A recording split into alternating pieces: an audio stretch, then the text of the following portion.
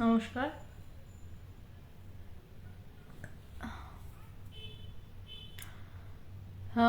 Indian মঙ্কস পেজে আজকে শাস্ত্রীয় আলোচনা যোগাবাশিষ্ট সারের আলোচনায় আপনাদের সবাইকে স্বাগত। আজকের আলোচনা বিষয়বস্তু সেটা যে সংসার বন্ধন। সবাই আমরা জানি সংসার মানেই বন্ধন। সংসার শব্দটা বন্ধনের সাথেই জড়িয়ে। সংসার আর সেটা মুক্ত মুক্ত সংসার এমন কথা আমরা কেউ বলি না। আজকের যে বিষয় সেটা হচ্ছে যে সংসার বন্ধন আসলে কোনো মানুষেরই নেই। মনোজিৎ আজকে একটা প্রচন্ড গুরুত্বপূর্ণ কাজে আটকে গেছিলাম, তাই মানে এসে স্নান করে কোনো ক্রমে আর কি বসেছি, ফিরতে পারিনি ঠিক সময়, ওই জন্য এতটা দেরি হয়ে গেছে। জিৎ ভট্টাচার্য হাই, নোবেল প্রণাম, মনোজিৎ প্রণাম, জিৎ নমস্কার, নমস্কার সবাইকে প্রণাম, আইভি নন্দী নমস্কার, সবাইকে নমস্কার। অনেক টাইম দেরি হয়ে গেছে, জাস্ট কোনো ক্রমে দৌড়ে বাড়িতে ঢুকেছি, স্নান করেছি, বসেছি, মানে বাইরে ছিলাম, ফিরতে পারিনি কোনোভাবেই। বিজয়বাবু নমস্কার, প্রবাল দাসগুপ্ত নমস্কার, অশোক মাইতি স্বাগতম। আমার যে দিনের পর দিন এই লেট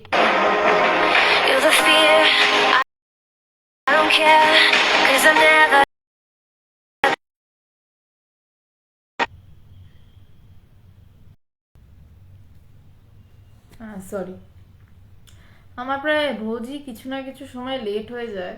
তারপরেও যে আপনারা আমাকে ক্ষমা করে দিয়ে আলোচনায় অংশ নেন, সেটাই আমার কাছে অনেক। প্রায়ই আমার লেট হয়ে যায়, টাইমটা মেনটেন করতে পারি না, আমার অন্যায়। নিখিলেশ চ্যাটার্জি প্রণাম, সুতপা আচার্য প্রণাম, অসীম কুমার দত্ত প্রণাম, সংযুক্তা মিত্র হাই দিদি, হ্যাঁ থ্যাংক ইউ, অমিয় কান্তি দাস নমস্কার, অর্পিতা দি থ্যাংক ইউ। যাই হোক, যেটা বলছিলাম, শ্যামল মণ্ডল নমস্কার। এই যে দিনের পর দিন আমার সত্যি দেরি হয়, মানে আমি কোনোদিনই প্রায় সময়ে বসতে পারি না।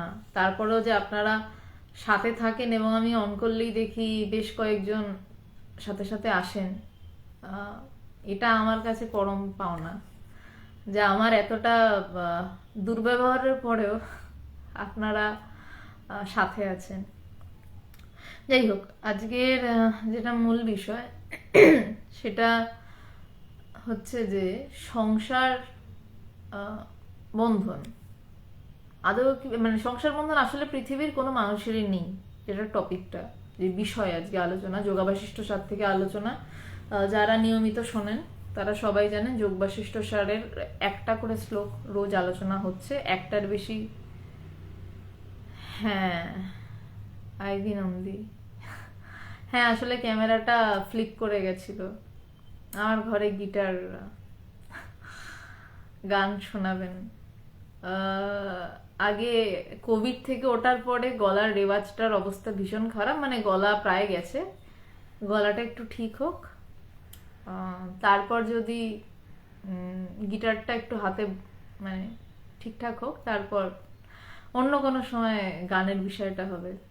এইসব অনুষ্ঠানে গান অসম্ভব, কারণ স্বামী শিষ্য সংবাদ যেদিন আলোচনা করি, যেই স্বামী শিষ্য সংবাদ যেদিন আলোচনা করি সেদিন ইয়ে হয়, সেদিনকে গান সম্ভব নয়, কট্টর বেদান্ত। আর যোগবাশিষ্ট সার যেদিন, সেটাও তো কট্টর বেদান্ত, তো সম্ভব নয়। হ্যাঁ নিখিলেশ চ্যাটার্জি, সুদেশনা ভীষণ পাংচুয়াল, ও আমার ছোট বোনের মতন, ও আমার গুরু বোন, ও আমার থেকে বরাবরই পাংচুয়াল। গত 10 বছর ধরে সুদেশনাকে দেখছি, অনেক পাংচুয়াল আমার থেকে। বেশ, আমি শুরু করছি, আর দয়া করে কেউ প্রশ্ন করবেন না, আমার রিকোয়েস্ট থাকলো। শেষ হয়ে যাক, তারপর প্রশ্নটা করবেন, যত খুশি প্রশ্ন করুন, আমার কোনো আপত্তি নেই। মনোজিৎ আগের দিনের মতন একটু বাঁচিও আমাকে ভাই, জিৎ একটু বাঁচাবেন। যাই হোক, শুরু করছি। যে বিষয়টা, সংসার কোনো মানুষেরই বন্ধন নেই বলছি, টপিকটা আজকে এটাই। কেন বলছি সংসার আসলে মানে সংসার নেই, বন্ধন নেই, কিন্তু এটা কিভাবে? কারণ আমরা তো সবাই জানি সংসার মানেই বন্ধন। যেমন ঠান্ডা আগুন বলতে পারি না, থামস আপ খাবো, সেটা চায়ের মতন গরম হবে, সেটাকে আমরা ঠিক থামস আপ বলবো না। কোল্ড ড্রিঙ্কস মানেই হচ্ছে যে সেটা ঠান্ডা হবে। আবার চা মানেই কোল্ড টি প্রচলনটা পরে, মানে স্বাভাবিক যেটা। তেমনি সংসারের সাথে বন্ধন শব্দটা অবিচ্ছেদ্য, যেটা বিচ্ছিন্ন নয়। তো সেই সংসার বন্ধনে বেশিরভাগ মানুষের বক্তব্য যে সংসার বন্ধনে পড়ে আছি, সংসার বন্ধন থেকে মুক্ত হতে চাই, এবং সেই জন্য এত শাস্ত্র সংসার বন্ধন থেকে মুক্ত হতে চাওয়ার জন্য। সংসার বন্ধন থেকে মুক্ত হবে বলে, সংসারের বন্ধন কাটাবে বলে সবাই সাধু সন্ন্যাসীও হয়ে যায় যারা হন।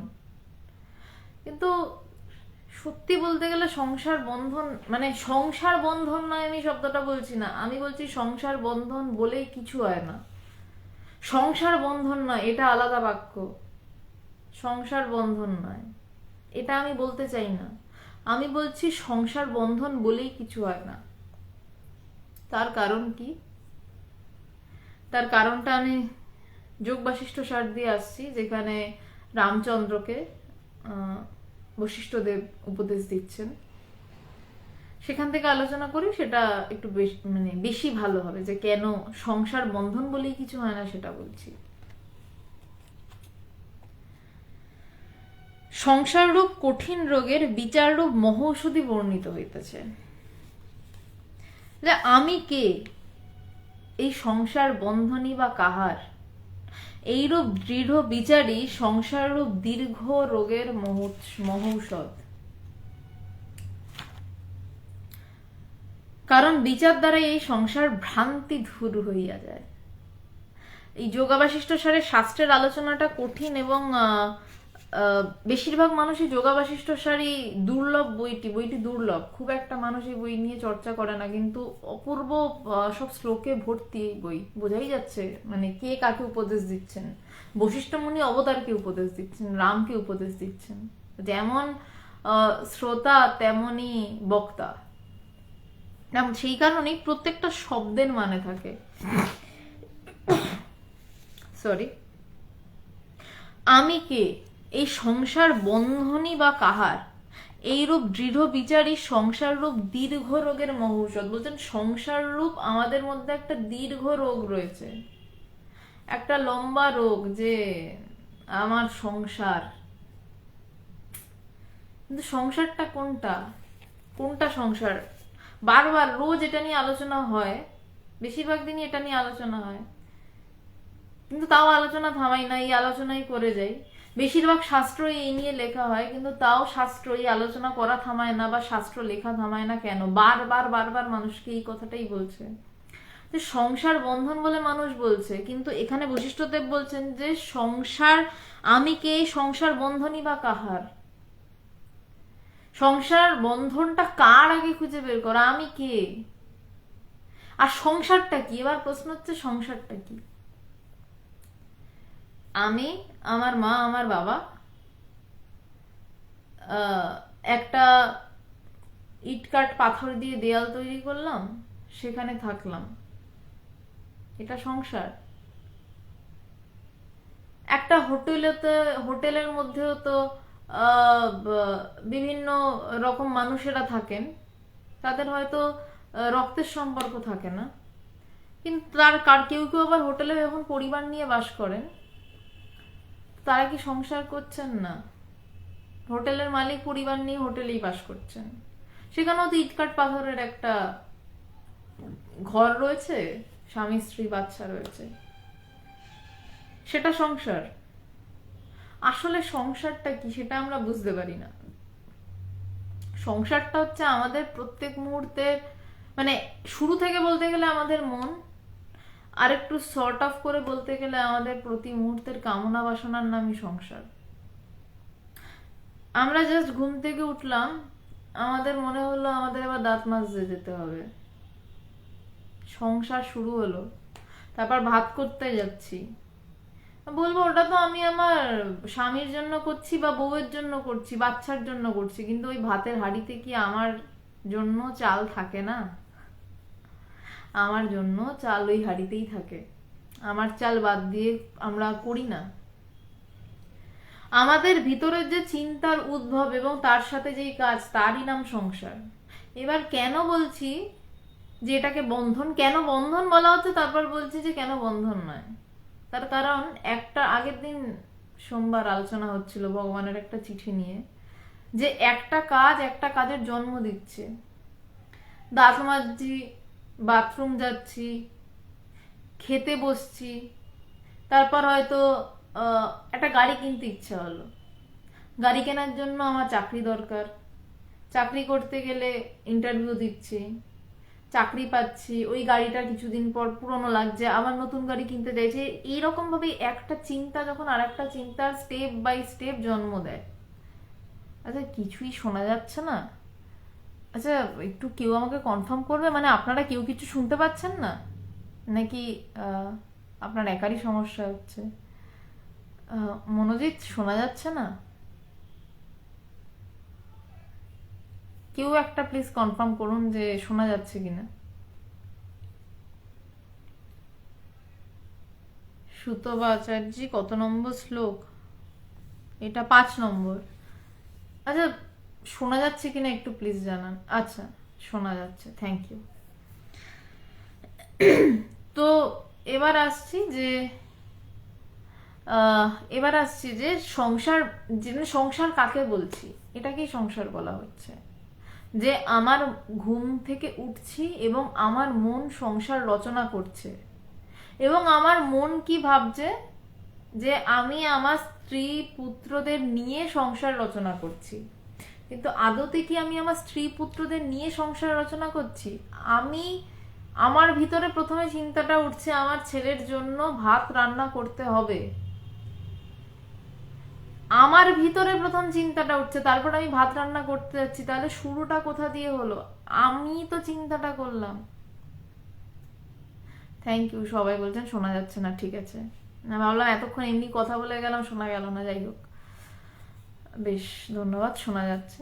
তো আমি কিন্তু ভাতটা রান্না করতে গেলাম, আমার থেকে চিন্তাটা উঠলো যে স্কুলে যাবে, ভাত রান্না করতে হবে। বলবেন না আমার কর্তব্যবোধ, কার কর্তব্যবোধ? আমার কর্তব্যবোধ। কর্তব্যবোধটা কোথ থেকে আসছে? এবার প্রশ্ন, আমি কে? যেই শ্লোকটা প্রথমে করেছেন, আমি শ্লোকটা একবার পড়ছি, মানে শুনতে ভাল লাগবে তাই পড়ছি, আমার সংস্কৃত খারাপ হলেও শ্লোকটা শুনতে ভাল লাগবে, অপূর্ব শ্লোকটা। সংসার দীর্ঘ রোগস্য সুবিচার মহৌষধম কোহহং কস্য চ সংসার বিবেকেনা বিলীয়তে। বলছে অহংকার সংসার চ কস্য ইতি। আচ্ছা, আগে এটা এটা পড়ছি না। বলছে যে আমি কে, যে চিন্তাটা করছে, যে সংসার রচনা করছে, বলছে সেই আমিটা কে? বলছেন এই সংসার বন্ধনটাই বা কাহার? এই যে আমি চিন্তাটা করছি, আমার ছেলের জন্য খাবার তৈরি করছি, আমার হাজবেন্ডের জন্য খাবার তৈরি করছি, আমি আমার ছেলের পড়াশোনা বা মেয়ের পড়াশোনা নিয়ে চিন্তিত হয়ে পড়ছি, সবটার শুরুটাতেই কিন্তু আমি রয়েছি। আমিটা বাদ দিয়ে বাকিটাকে সংসার বলে ভেবে নিচ্ছি, এবং সেটাকে আমি প্রচন্ড একটা বন্ধন, মানে আমি কিন্তু আমাকে আষ্টে পৃষ্ঠে বেঁধে রেখেছি। মাকড়সার জাল বনে দেখেছেন? মাকড়সার মুখের মধ্যে দিয়ে আস্তে আস্তে জাল বুনে মাকড়সাটা নিজে ওই জালের মধ্যে আটকা থাকে। আমি কিন্তু প্রত্যেকটা চিন্তা দিয়ে আমার চারপাশে জাল বুনি, জাল বুনে ওই জালের মধ্যে চুপ করে বসে থাকি, এবং তার নাম দি সংসার, ওই জালটার নাম দি সংসার। আমি বাদ দিয়ে পুরো জালটাকে দেখতে পাই, কারণ জালটা আমি রচনা করেছি, কিন্তু আমি ঘুণাক্ষরেও জানতে চাই না জালটা কে রচনা করলো। এবং আমরা ওই জালটা নিয়ে ভীষণ চিন্তিত থাকি, এবং আমরা বলি যে এই সংসার নামক এই সংসারটা প্রচন্ড বন্ধন। মাকড়সা নিজের মুখ থেকে নিজে জাল তৈরি করলো, ভালো করে ভাবুন, মাকড়সা নিজের মুখ থেকে নিজে জাল তৈরি করলো, চারদিকে জালটাকে ছড়ালো, ছড়িয়ে চুপ করে ওই জালের ভিতর বসে থাকলো। চাইলেই মাকড়সার জালটা কেটে কেটে বেরিয়ে যেতে পারে, কারণ তারই লালা দিয়ে তৈরি জাল, আমারই মন দিয়ে তৈরি জাল, আমি চাইলেই ওই জালটা কেটে বেরিয়ে যেতে পারি, কিন্তু মাকড়সা বেরোবে না, মাকড়সা এই জাল ধরে ঝুলবে, কারণ সে ছাড়তে পারে না। আমরা চিন্তা ছাড়তে পারি না, তাই হাজার দুঃখ পাই, ঝামেলা হোক যাই হোক, আমরা ওই জাল ধরে ঝুলি। মাকড়সা দেখবেন উপর থেকে ঝুলতে ঝুলতে ঝুলতে আসছে জাল ধরে, জালটাকে ভেঙে দিন, মাকড়সা টক করে আর একটা লালা বের করে সাথে সাথে আর একটা জাল তৈরি করে নেবে। আমাদের এক চিন্তা শেষ হয় আর একটা চিন্তা আমরা শেষ করি। গুরু এসে কি করেন, ওই জালটা তছনছ করেন, বারবার তছনছ করেন, আমরা বারবার জাল তৈরি করি, আবার তছনছ করেন, আবার জাল তৈরি করি। কখনো ছোটবেলায় এই বদমাইশিগুলো করতাম, এখন বুঝি বোধহয় ঠিক করতাম না। মাকড়সাকে খুব ডিস্টার্ব করতাম, পছন্দ হতো না। দেখতাম জাল তৈরি করেছে, চুপচাপ দেখতাম জালটা বানাচ্ছে, গোল গোল গোল গোল করে বানানো, খুব সুন্দর বানালো, গিয়ে জালটাকে ঘেটে দিতাম। মাকড়সাটা আবার জাল বানাতো, আবার ঘাটা ঘেটে দিন, একবারের বেশি ঘাটিনি যদিও কোনোদিন, একবার ঘেটে দেওয়ার পরেই দেখতাম আবার বানিয়ে নিয়েছে।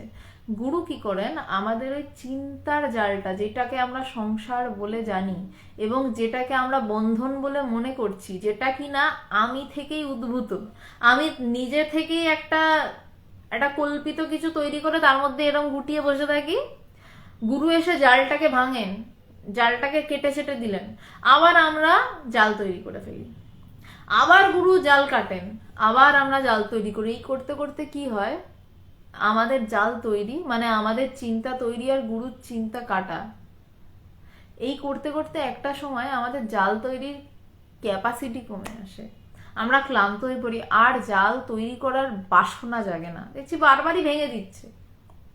তার মানে কি, চিন্তা উঠছে। সংসার মানে কি, চিন্তা উঠছে, এই যে চিন্তা উঠছে, সেই চিন্তাটা আমাকে আরো হাজারটা চিন্তা জন্ম দিয়ে চিন্তাটা আমাকে ঘিরে রাখছে, ওই চিন্তার মতন করেই আমি সারাটা দিন চলছি। এই যে একটু আগে একজন বললেন যে আপনার ঘরে গিটার দেখলাম, আইভি নন্দী বোধহয় বলছিলেন, হ্যাঁ আইভি নন্দী, যে একটু আপনার ঘরে গিটার দেখলাম, একদিন গান শোনাবেন। আমার হয়তো কোনোদিন মনে হলো যে গিটারে একটা গান তুলবো, তো আমি কর্ড খুঁজে বের করলাম। একটা চিন্তা কেমন আর একটা চিন্তার জন্ম দেয়।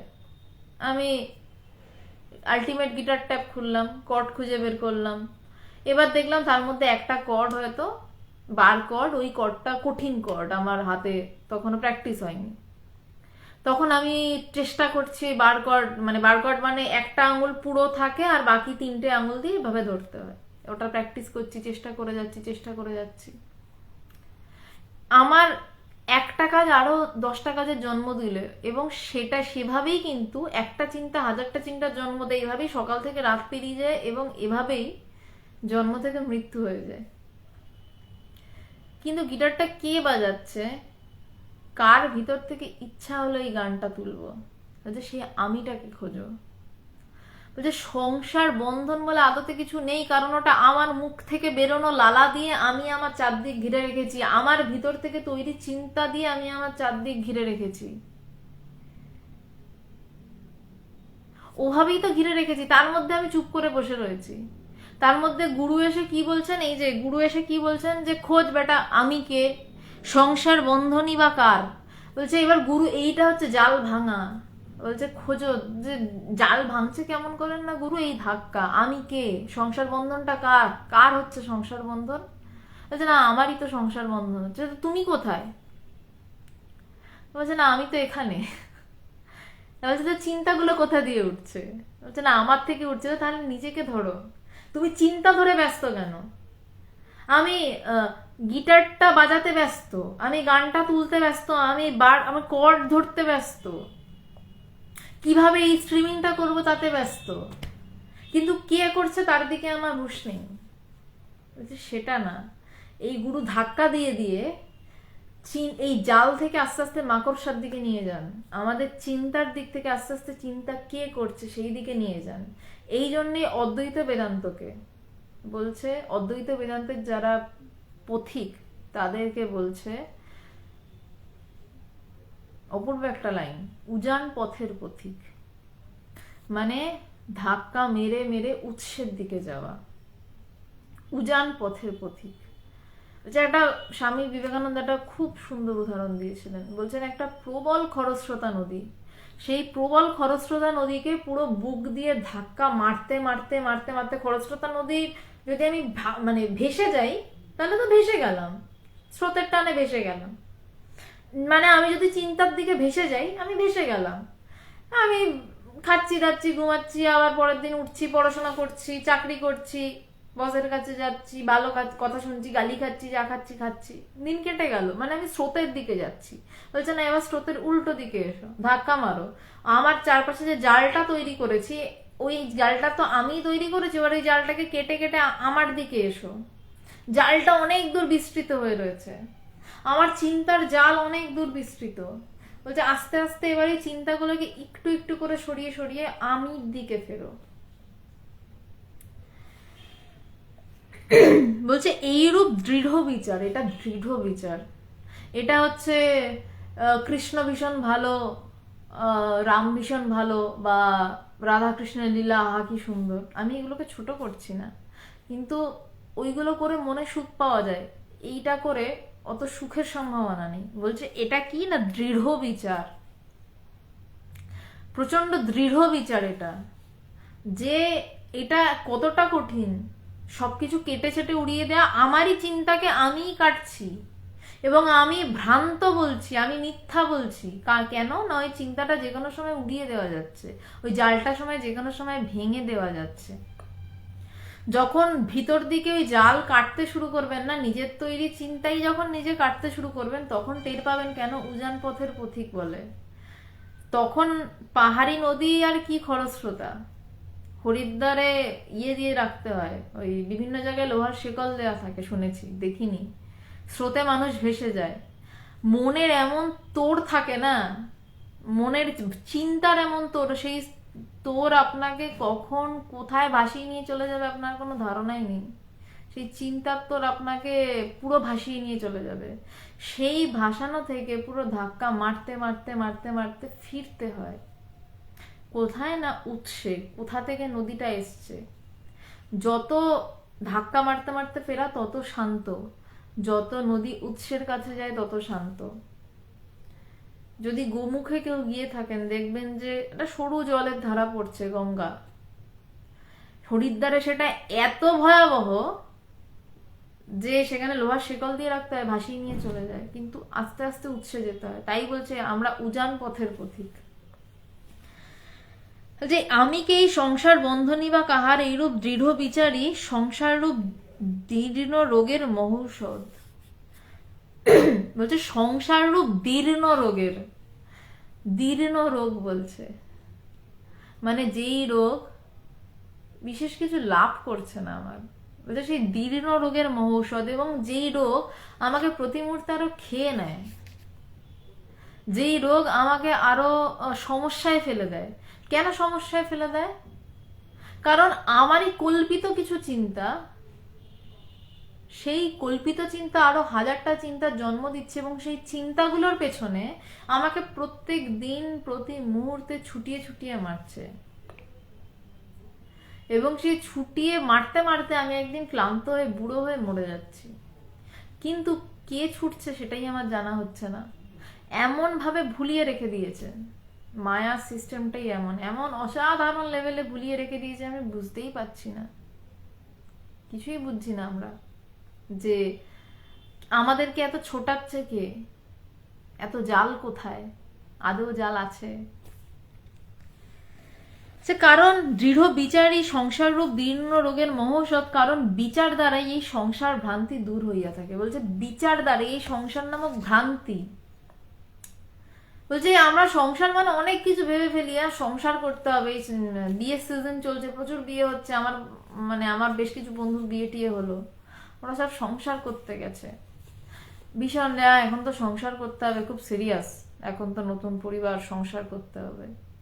কিন্তু বলছেন যে এই সংসার যে করব এটাই তো ভ্রান্তি, আমরা প্রত্যেক দিন একা একা সংসার করি। প্রত্যেকটি ব্যাচেলার মানুষ বলে না, ব্যাচেলার ছিল সংসারী হয়ে গেছে, ব্যাপারটা এমন নয়। প্রত্যেকেই সংসার করে, একটা ছোট্ট বাচ্চাও সংসার করে, সে তার চিন্তা অনুযায়ী খেলে বেড়ায়, দৌড়ে বেড়ায়। আর একটা বড়, সেও খেলে বেড়ায়, দৌড়ে বেড়ায়। বাচ্চারা মানে যারা আমাদের মতন বড়, তারা বাচ্চাদের খেলা দৌড়ানো দেখে বলবো খেলছে, দৌড়াচ্ছে। আর যারা জ্ঞানী পুরুষ, যারা এই আমিটাকে জানতে পেরেছেন, তারা আমাদের মতন মানুষেরা যখন এই খেলে দৌড়ে বেড়ায় এক একটা চিন্তার পিছনে, পাগলামো করি, তারা তখন বলেন যে ওই দেখো খেলছে। তারা তখন আমাদের দৌড়টাকে খেলা বলেন, আমরা বাচ্চাদের দৌড়টাকে খেলা বলি। একটা বাচ্চা থেকে বুড়ো প্রত্যেকে নিজের সাথে নিজে সংসার করছে। কথাটা আবারও বলছি, বাচ্চা থেকে বুড়ো সবাই নিজের সাথে নিজে সংসার করছে, অন্যকে নিয়ে সংসার নয়। নিজের সাথে নিজের সংসার, এবং নিজেই নিজেকে একটা বেঁধে ছেদে, বিভিন্ন চিন্তা দিয়ে বেঁধে বলছে না আমি তো বন্ধনে আছি, ভীষণ বন্ধন। আমি একটা গল্প আগেও বলেছি, একটা গাধার গল্প। যতদূর সম্ভব সবাই এই গাধার গল্পটা হয়তো জানেন। এক মিনিট, জাস্ট নেটওয়ার্কের সমস্যা। আশা করি এবারে আর নেটওয়ার্কের প্রবলেমটা হচ্ছে না। নেটওয়ার্কের সমস্যা হচ্ছে কি, যাই হোক। তো যে গাধার গল্পটা আগে একবার বলেছিলাম, আবারও বলছি, কারণ এই গল্পগুলো উপনিষদের গল্প, তো বারবার শুনলেও শোনাটা শেষ হয় না। যে একটা গভীর জঙ্গলে একটা লোক গাধা নিয়ে, কতগুলো গাধা নিয়ে গেছে। তো রাত হয়ে গেছে, গাধাগুলো নিয়ে ফেরার আর উপায় নেই, তার কাছে দড়িও নেই যে গাধাগুলোকে কোথাও বেঁধে রাখবে। তো দূরে দেখছে এক সাধুর কুটির, আলো জ্বলছে, গিয়ে সাধু বাবা বসে রয়েছে। তো সেখানে সাধুকে বলছে যে আমাকে একটু থাকতে দিন, কিন্তু গাধাগুলোকে কি করবো, ওরা তো এদিক ওদিক চলে যাবে। তো সাধু একটু চিন্তা করলেন। সাধু জ্ঞানী ব্যক্তি, সাধু মানেই জ্ঞানী নয়, মানে গেরুয়া মানেই জ্ঞানী নয়, তিনি ছিলেন। তো যাই হোক, তিনি একটু চিন্তা করে বললেন এক কাজ করো। তাহলে কি করবো না, ওই গাধাগুলোর কাছে যাও, ঠিক রোজ যেভাবে বাঁধো দড়ি দিয়ে, ওভাবে বাঁধো, আর এভাবে পেঁচ দাও, গাছের কাছে নিয়ে যাও, তাকে বাঁধো, প্রত্যেকটা গাধাকে এভাবে বাঁধো। তাতে কি হবে? তা বলছে যে করো না, এটা করে দেখো কি হয়। তো ওই লোকটি গেছে, সাধু বলছেন যাই, করে গেছে। তো গিয়ে গাধাটাকে বাঁধার ওরকম ধরনের অভিনয় করেছে। তো এবার সকালবেলা উঠে দেখছে কি গাধাগুলো চুপ করে, যেভাবে যেমন গাধাগুলোকে বাঁধার অভিনয় করেছিল, গাধাগুলো সেরকম ভাবে দাঁড়িয়ে রয়েছে। তো সকাল হয়ে গেছে, এবার বাড়ি ফিরি। তো গিয়ে গাধাগুলোকে বলছে চল, গাধাগুলো নড়ে না। সবকটা গাধাকে গিয়ে বলছে আরে চল, সকাল হয়ে গেছে, আমরা ফিরবো, চল বাড়ি ফিরি। গাধা নড়ে না। সে তো ভেবেছে সাধু বাবা শিওর শট কোনো রকমের মন্ত্রতন্ত্র করে, সাধুদের তো অনেক রকমের অনেক কিছু শক্তি থাকে, শিওর কোনো মন্ত্র করে গাধাগুলোকে আটকে দিয়েছে। সে সাধুর কাছে গিয়ে কেঁদে পড়েছে যে সাধু বাবা, এরা ছাড়া তো আমার উপায়ের আর কোনো জীবন ধারণের ক্ষুণ্ণিবৃত্তির আর কিছু নেই, তো এই গাধাগুলোকে আপনি দয়া করে ছেড়ে দিন। তো সাধু বলছে আমি তোমার গাধা রাখতে যাবো কেন, তোমার গাধা নিয়ে চলে যাও। বলছে না, গাধাগুলো কিছুতেই নড়ছে না। সাধু বলছে গাধাগুলো নড়ছে না কেন, তুমি যে তুমি ওদের খোলোনি? তখন ওই লোকটা বলছে আমি ওদের বেঁধেছি কোথায়, আমি যে খুলবো ওদের দড়ি কোথায়? বলছে কেন, কালকে রাতে যে বললাম যে দড়ি দিয়ে বাঁধার অভিনয় করো। তো বলছে হ্যাঁ তা বলেছিলেন, কিন্তু তা দড়ি দিয়ে বাঁধিনি তো। তো তখন সাধু বলছে যে এবার গিয়ে খোলার অভিনয় করো, ঠিক যেভাবে খুলতে তেমন খোলার অভিনয় করো। তো লোকটা ভেবে যে কি বলছে, গেছে আবার গিয়ে এক একটা গাধার কাছে যাচ্ছে এবং ঠিক যেভাবে বেঁধেছিল, যেভাবে রোজ খোলেন তিনি, সেভাবে খোলার অভিনয় করছেন। এবং করার পর তারপর গাধাগুলো চলতে শুরু করলো। আসলে দড়িটা ছিলই না, তারা কোনো বন্ধনেও ছিল না, কিন্তু গাধাগুলোর অভিনয় ভেবেছে তারা বন্ধনে রয়েছে এবং তারা এক জায়গায় ঠিক করে দাঁড়িয়ে রয়েছে, নড়েও নি চড়েও নি। দড়ি খুলে যেই দড়িটা খোলার অভিনয় করলো, আদতে কিন্তু দড়ি নেই, বন্ধও হয়নি, দড়ি খোলেও নি। আসল কথা হচ্ছে আমাদের সংসার বলে নামক কোনো বন্ধন নেই যে সেটা খুলতে হবে। আসল কথা আমরা বদ্ধ নই যে আমাদের মুক্ত হতে হবে, কিন্তু ওই মাঝের অভিনয়টা করতে হয়। ওই গুরু কি করেন আমাদেরকে, ওই আমরা ওই গাছের ডালে সংসার, মানে সংসার আমাদের কি করে না, গাছের ডালে আমরা আটকা, ওই দড়িটা দিয়ে বাঁধার অভিনয় করে। এবং আমরা ওই গাধাগুলোর মতন ওই গাছের ডালে চুপ করে দাঁড়িয়ে থাকি। আমরা তো বদ্ধ, আমরা নড়তে পারবো না, আমরা বদ্ধ, আমরা বদ্ধ ভেবে আমরা দাঁড়িয়ে থাকি গাছের গায়ে। এবার গুরু আমাদেরকে এসে ঠেলেন, ওরে তুই বদ্ধ নস, তুই মুক্ত, তুই এগো। আমাদের তো গো না, আমরা তো বদ্ধ, আমাদের দড়ি দিয়ে বাঁধা হয়েছে, আমরা এগোবো কি করে? তারপর গুরু কি করেন, আচ্ছা ঠিক আছে তুই বদ্ধ, নে বাবা দড়ি খুলছি, এবার এগো। গুরু যখন এরপর দড়ি খোলার অভিনয় করেন, এরপর গুরুর অভিনয় শুরু হয়। ঠাকুর বলছেন না, অর্পিতা দত্ত আর একটু ভেঙে বলবে। আচ্ছা কোন জায়গাটা অর্পিতা দিয়ে অসুবিধা হচ্ছে একটু বলো, জাস্ট কোন জায়গাটা, আমি বলছি আবার। গুরু যেভাবে, গুরু তখন কি বলেন, গুরুর কাছে আমরা গেলাম, গুরু যদি প্রথমেই বলেন আরে তুই তো বদ্ধ নস, তুই তো মুক্তই, তা আমি কি বুঝবো আমি মুক্ত? বলবো না আমি তো বদ্ধ। তো গুরু তখন কি করেন, বলছেন যে ঠিক আছে তুই বদ্ধ, তোকে মুক্ত হতে হবে। গুরু বলছেন যে হ্যাঁ তোমাকে মুক্ত হতে হবে, এই নাও দীক্ষা নাও। বীজ মন্ত্র দিলেন, তুমি এটা জপ করবে, ধ্যান করবে, বিচার করবে। কে কি করছেন না, দড়ি খোলার প্রসেস করছে, যেন দড়ি খুলছে। গুরু জানে যে সেও, মানে সে কোনোদিনই বদ্ধ হতে পারে না, কিন্তু তাও দীক্ষা দেয়, তাও মন্ত্র জপ করতে বলে, তাও ধ্যান করতে বলে। সবই ওই দড়ি যেন খুলছে, আসলে দড়ি নেই। এই করতে করতে এই কথাটাকেই ঠাকুর বলেছেন যে কাঁচা গুটি পাকা করে খেলা। বন্ধ হয়ে গেল, সে কি কথা?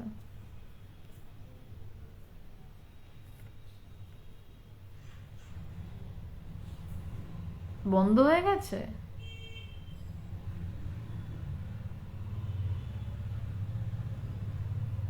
আমি কিন্তু দেখতে পাচ্ছি সব, মনে হচ্ছে বন্ধ হয়ে গেছে কিনা আমি বুঝতে পারছি না।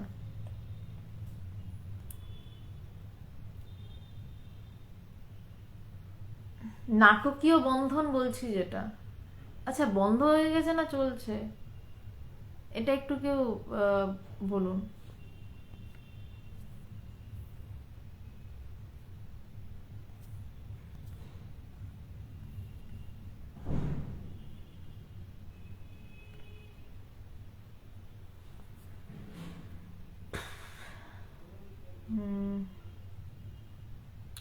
যাক আমি বুঝতে পারছি না, আচ্ছা বেশ ঠিক আছে এখন। আচ্ছা অর্পিত, নাটকীয় বন্ধন বলছো যেটা, ওই যে দড়িটা দিয়ে বাঁধলো, মানে আদতে তো কোনো দড়ি ছিল না ওই লোকটির কাছে, সাধু বললো যে যাও দড়ি দিয়ে বাঁধার অভিনয়টা করে আসো, আর তারপর বললো দড়ি দিয়ে খোলার অভিনয়টা করো। এটাই তো নাটক, নাটক হলো একটা পাতি নাটক হলো। গুরু কি করছেন, ঠাকুর বলছেন কাঁচা গুটি পাকা করে খেলা। কাঁচা গুটি পাকা করে খেলা, না সরি ভুল বললাম, উল্টো বলছি, পাকা গুটি কাঁচা করে খেলা। গুরু কি করেন না, পাকা গুটিটাকে কাঁচা করে খেলেন। পাকা গুটি সেটাকে কাঁচা করছেন। গুরু নিজে পাকা গুটি, তিনি জানেন যে তিনি তার দড়ি দিয়ে না তিনি বাঁধা, না ওই গাধাগুলো বাঁধা, কিন্তু তারপরেও তিনি ওই দড়ি খোলার অভিনয় করেন, তিনি ভান করেন তিনি দড়ি খুলছেন, তাই বলছেন পাকা গুটি কাঁচা করে খেলা। পাকা গুটি কাঁচা করে খেলা হচ্ছে গুরুর, সব গুরুরই কাজ পাকা গুটি কাঁচা করে খেলা। ভগবানকে যখন আমি বলতাম বারবার করে যে ভগবান কিভাবে সেই তত্ত্বের সন্ধান পাবো, একটা জায়গায় আটকে যাচ্ছে, আমার হাসি পায় এখন। ভগবান আমার কথায় সায় দিয়ে বলতেন যে হ্যাঁ ওই একটা জায়গায় আটকে যাচ্ছে, ওই জায়গাটাকে পেরোতে হবে, ওই আটকে যাচ্ছে ওই জায়গাটাকে পেরোতে হবে। যাই হোক, তারপর একদিন আমি আর ভগবান দুজনই বসে হাসছি, আর ভগবান তখন হাসতে হাসতে বলছে যে কিছু তো আটকানোর ছিল না, তো বলছে হ্যাঁ ছিল না, তো তুই বলছিলি তাই আমি বলছিলাম। তো আসলে এটাই হয়, দড়ি কোনোদিন থাকেই না, কিন্তু গুরু একটা দেখান। তো বলছেন যে এইটাই দৃঢ় বিচার, একটু আধটু বিচার না, দৃঢ় বিচার। আমি এতদিন ধরে আজন্ম লালিত সংস্কার আমাকে জানতে এবং মানতে শিখিয়েছে আমি সংসার করি, বিশাল ব্যাপার, আমি সংসার করি, আমার কত বড় সংসার জানো, কত কাজ সংসারে। কিন্তু সংসারটা আসলে আমার কি আদৌ বন্ধন, আমিটা কে, সেই খোঁজটা আমাকে কেউ শুরু করায়নি, কেউ বলেইনি সেটা নিয়ে কোনোদিন কথা। তাই বলছেন যে কারণ বিচার দ্বারা, যখন আমি বিচার করতে করতে এই জায়গাটায় আসবো, বলছে সেটার দ্বারা এই সংসার ভ্রান্তি দূর হয়ে যায়, সংসারের যে ভ্রান্তি, সংসার নিয়ে যে চিন্তা, সেটা দূর হয়ে যায়।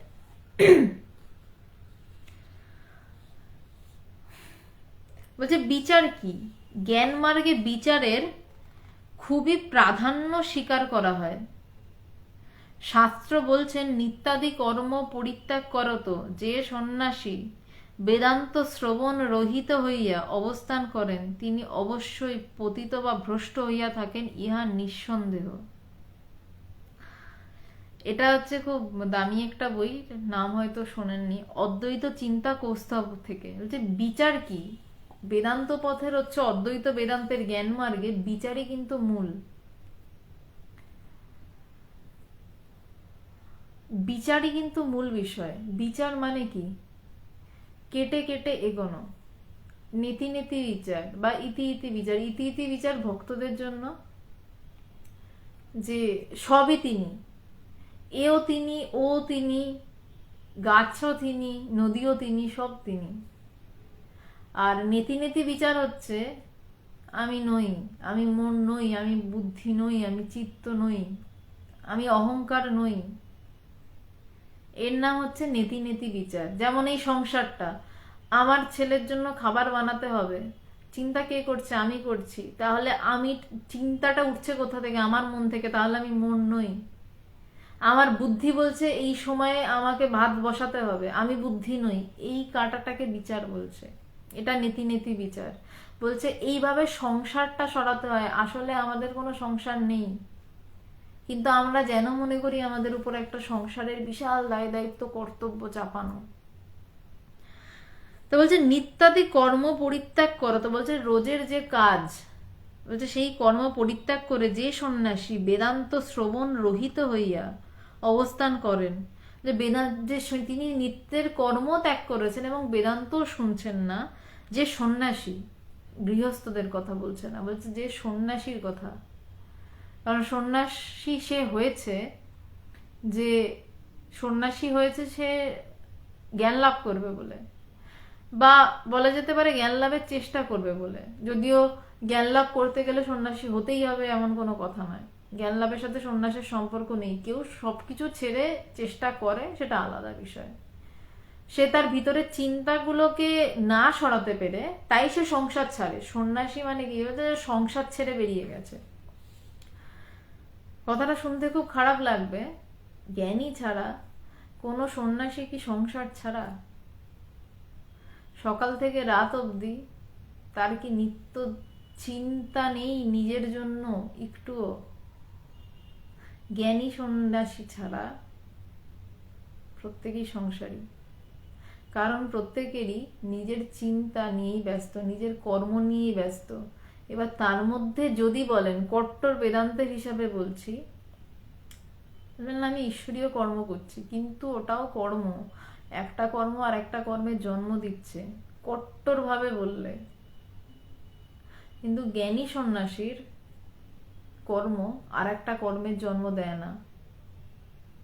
জ্ঞানী সন্ন্যাসীর কর্ম অন্য ধরনের হয়, সে বুধ হয়ে বসে থাকে, সে মানুষকে কথা বলবে, মানুষ জ্ঞানে ডুবে যাবে, তার কথায় অন্য একজনের আর একটা কাজের জন্ম হবে না, তার কথায় অন্য আর একটা মানুষের কাজের কর্ম শেষ হয়ে যাবে, কর্ম নিবৃত্তি হয়ে যাবে, সে সমাধিতে ডুবে যাবে। আমি ভগবানকে দেখেছি, তার কথা অন্য মানুষকে আরো কিছুর জন্য জন্ম দেয় না, সেও কর্ম করছে কি না, সে বেদান্ত বলছে, তার বলা বেদান্ত অন্য মানুষ জ্ঞানে ডুবে যাচ্ছেন। তো বলছেন যে নিত্যাদি কর্ম পরিত্যাগ করে যে সন্ন্যাসী বেদান্ত শ্রবণ রহিত হইয়া বেদান্ত না শুনছেন, বেদান্তও শুনছেন না, কোনো কাজও করছেন না, অবস্থান করেন, তিনি অবশ্যই প্রতীত বা ভ্রষ্ট হয়ে থাকেন। তার কারণ সে বেদান্ত শুনছে না, তার মানে তার মধ্যে বিচারটাও সবসময় প্রবাহমান নয়। বেদান্ত শোনা বিচার দুটো আলাদা নয়। আবার সে কোনো কাজও করছে না, তার মানে সে বসে বসে উল্টোপাল্টা চিন্তা করছে, পাতি কথা। বলছে সে নিশ্চয়ই ভ্রষ্ট হয়ে থাকছেন বা পতিত হয়ে থাকছেন, ইহা নিঃসন্দেহ। নিত্য বেদান্ত শ্রবণ ও তদ্বিচার সন্ন্যাসীর মুখ্য কর্তব্য। এটা সন্ন্যাসীর মুখ্য কর্তব্য নিয়ে আলোচনা হচ্ছে। বলছে যে নিত্য বেদান্ত শ্রবণ, রোজ বেদান্ত শ্রবণ এবং তার বিচার, শুধু শুনলেই হবে না, এই যে আমি বলছি সেটা শুধু শুনলেই হবে না, সেটা নিয়ে চিন্তা করা। বিচার করা মানে কি? চিন্তা করা, এবং আস্তে আস্তে এই কথাগুলো কেটে ওড়ানোর কথা নয়, কিন্তু এই কথাগুলো বলছি কেটে ওড়ানোর কথাই বলছি আমি। বলছে সেইটা নিয়ে চিন্তা করা। শুধু শুনলে বেদান্ত চর্চা হয় না, শোনার পর যেটা নিয়ে চিন্তা হয় তাকে মনন বলে। তারপর ক্রমাগত মনন হতে থাকে, এক ধারসে মনন হতে থাকে, বারবার রাউন্ড দি ক্লক এক চিন্তা হচ্ছে, আমি কে, আমি কে, বা আমি মন নই তাহলে আমি কে, আমি বুদ্ধি নই তাহলে আমি কে। একটা চিন্তা উঠলো, সাথে সাথে আমার ভিতর থেকে এই চিন্তার সাথেই ওই চিন্তার আর একটা চিন্তা উঠলো, চিন্তাটা কে করছে, ওই চিন্তাটা কেটে গেল।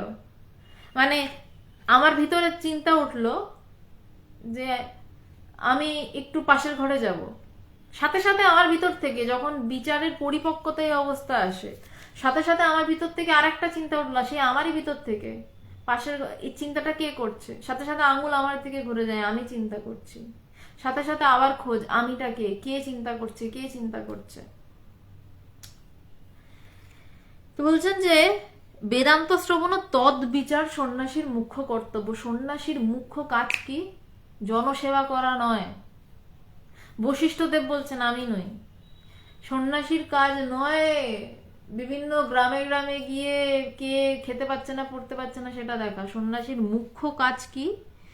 যে নিত্য বেদান্ত শ্রবণ ও তার বিচার, এবং অবশ্যই জ্ঞান লাভের পরে অন্যকেও সেটাই শেখানো। কিন্তু সমাজের মধ্যে যে সন্ন্যাসীরা থাকেন তাদের সমাজকেও কিছু দেওয়ার থাকে, তাই সন্ন্যাসীরা যেহেতু ত্যাগী, আর ত্যাগী মানে তার মানে ত্যাগী শব্দটির অর্থ আলাদা, কিন্তু আপাত অর্থে ত্যাগী মানে তার নিজের জন্য কিছু গোছানোর নেই আলাদা করে। মানে স্বামী পুত্র এরকম কন্যা এরকম থাকলে আমি চাইবো ওদের জন্য একটু একটু পয়সা করে সরিয়ে রাখি। সন্ন্যাসীর সে ঝামেলা থাকে না, তাই জন্য সন্ন্যাসীর দ্বারা সেবা কার্য হওয়া ভালো।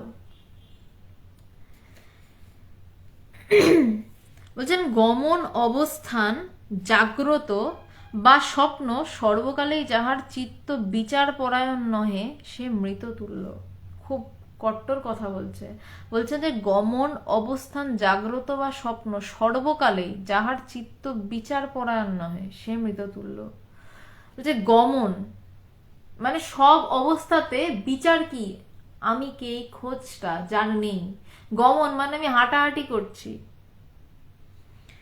আমি কোথাও বসে আছি, আমি জাগ্রত বা স্বপ্ন, স্বপ্নেও বিচার হয়, সেটা নিয়ে অন্য কখনো কোনোদিন আলোচনা করবো, লম্বা বিষয়। স্বপ্ন বিচার বলা হয় সেটাকে। তার বিচার করতে করতে এতটাই প্রবল, তার নিজের খোঁজ এতটাই প্রবল, সে স্বপ্নেও টের পায় যে স্বপ্নটা কেউ দেখছে, তখন স্বপ্নেতেও সে আমিটাকে খুঁজতে যায়। বলছে যার এটা হয় না, যার গমন অবস্থান জাগ্রত বা স্বপ্ন সর্বকালেই যাহার চিত্ত বিচার পরায়ণ নহে সে মৃত তুল্য। মুমুক্ষু সদা বিচার পরায়ণ হইবেন। মুমুক্ষু মানে কি? যে জ্ঞান লাভ করতে চায়, যে পাগলের মতন জ্ঞান লাভ করতে চায়, যে পাগলের মতন নিজেকে জানতে চায়, সেই সত্যকে জানতে চায়। বলছে সেই মুমুক্ষু সদা বিচার পরায়ণ হইবেন। সব সময় সে রাস্তা দিয়ে হাঁটুক কি বসে থাকুক, তার যতক্ষণ না সেই আমিকে জানা হচ্ছে, সে আর অন্য কোনো দিকে মন দেবে না। সেই স্বপ্ন দেখুক, সুষুপ্তিতে আর কিছু পারবে না, স্বপ্ন অবধি, জাগ্রত স্বপ্ন, হাঁটাহাঁটি, বাজার করুক, যা খুশি করুক, তার এক বিষয় থাকবে, আমি কে। সবকিছুর ভিতরেই আমি কে কে জাগ্রত রাখা যায়। এটা কোনো আকাশ কুসুম কল্পনা নয়, হয় না এমনও নয়। প্র্যাকটিক্যাল অভিজ্ঞতা থেকে বলছি, যায়, করা যায় বলেই কথাটা বলছি। নইলে কবে কোন বশিষ্ঠ মুনি বলেছেন, এইভাবেই কথাটা বললাম, কবে কোন বশিষ্ঠ মুনি বলেছেন তার কথা শুনে আমি এই কথাগুলো বলতে বসতাম না। এইটা আজও হয়, এবং আপনাদেরও প্রত্যেকের চাইলে চাইলে আর গুরুকৃপা থাকলে হবে, ঠিক এমন ভাবেই বিচার হবে। বলছে যার সে হয় না সে মৃততুল্য, মুমুক্ষু সদা বিচার পরায়ণ হইবেন, অজ্ঞানরূপ অন্ধকূপে পতিত পুরুষের বিচারই একমাত্র অবলম্বন বা আশ্রয়। বলছে মুমুক্ষু সদাই বিচার পরায়ণ হইবেন। বলছে সবসময় মুমুক্ষু কেমন হবে না, বিচার পরায়ণ, যে কোনো অবস্থায় সে নিজেকে খুঁজবে। ওই যে সংসার বন্ধনটা, সংসার বন্ধন, ওই যে জালটা তৈরি হয়েছে, ওই জালটা কেটে বেরোবার জন্য ভিতরটা খুঁজতে থাকবে সে। বলছে অজ্ঞানরূপ অন্ধকূপে পতিত পুরুষের বিচারই একমাত্র অবলম্বন বা আশ্রয়। বলছে যে ওই মাকড়সাটা জালের ভিতর বসে আছে, সে জাল থেকে বেরোবে কি করে, জালটা তাকে, সেই কিন্তু জালের ভিতরে। একটা জিনিস মনে করে দেখুন, একটা মাকড়সা জাল তৈরি করে বসে থাকে, আমরা জালে হাত দিলে জালটা হয়তো হাতটা জড়িয়ে যাবে, কিন্তু একমাত্র সেই মাকড়সাটাই কিন্তু জালের যত্রতত্র ইচ্ছা মতন যেতে পারে, সেইভাবে জালটা থেকে কিন্তু বেরিয়েও যেতে পারে। আমি আমার চিন্তার যত্রতত্র যেখানে ইচ্ছা সেখানে আমার চিন্তাটাকে নিয়ে যেতে পারি, এবং আমার চিন্তাটাকে সেভাবে ঠেলতে পারি। আমি চাইলে কিন্তু আমার চিন্তার পারে যেতে পারি, শুধু আমি চাই না। আমি চাই আমি এটা খাবো, ওটা খাবো, এই গিটার বাজাবো, এই গান করবো, আমি কিন্তু আমার চিন্তাটার ভিতরে যাতায়াত করছি, চিন্তার ভিতরে যাতায়াত, কিন্তু আমি চিন্তার থেকে উল্টো দিকে যাচ্ছি না। আরে আমিটা কে? তো বলছেন যে সংসারটাই এটা, এই চিন্তাটার নামই সংসার। বিয়ে করা মানে সংসার করা নয়, চিন্তা করা মানেই সংসার করা, ঘুম থেকে ওঠা মানেই সংসার করা।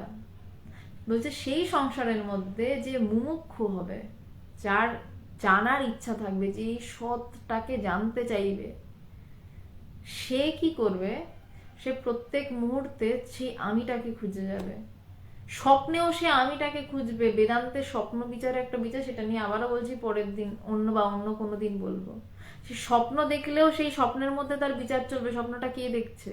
এটা হয়, এটা আমি আবারও বলছি, কবে কোন বশিষ্ঠ মুনি বলেছিলেন তাতে আমার যায় আসে না, আমি আমার প্র্যাকটিক্যাল অভিজ্ঞতা দিয়ে বলছি এটা সম্ভব, গুরু কৃপা থাকলে সম্ভব।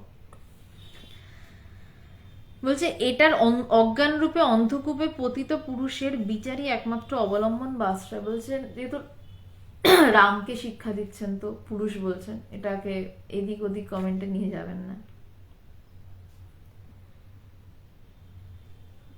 যে অজ্ঞান রূপ অন্ধকূপ, যে অজ্ঞানটাকে অন্ধকূপ, অজ্ঞান মানে কি, আমার এই মনটাকে কূপ মানে একটা গভীর কুয়োর সাথে তুলনা করেছে।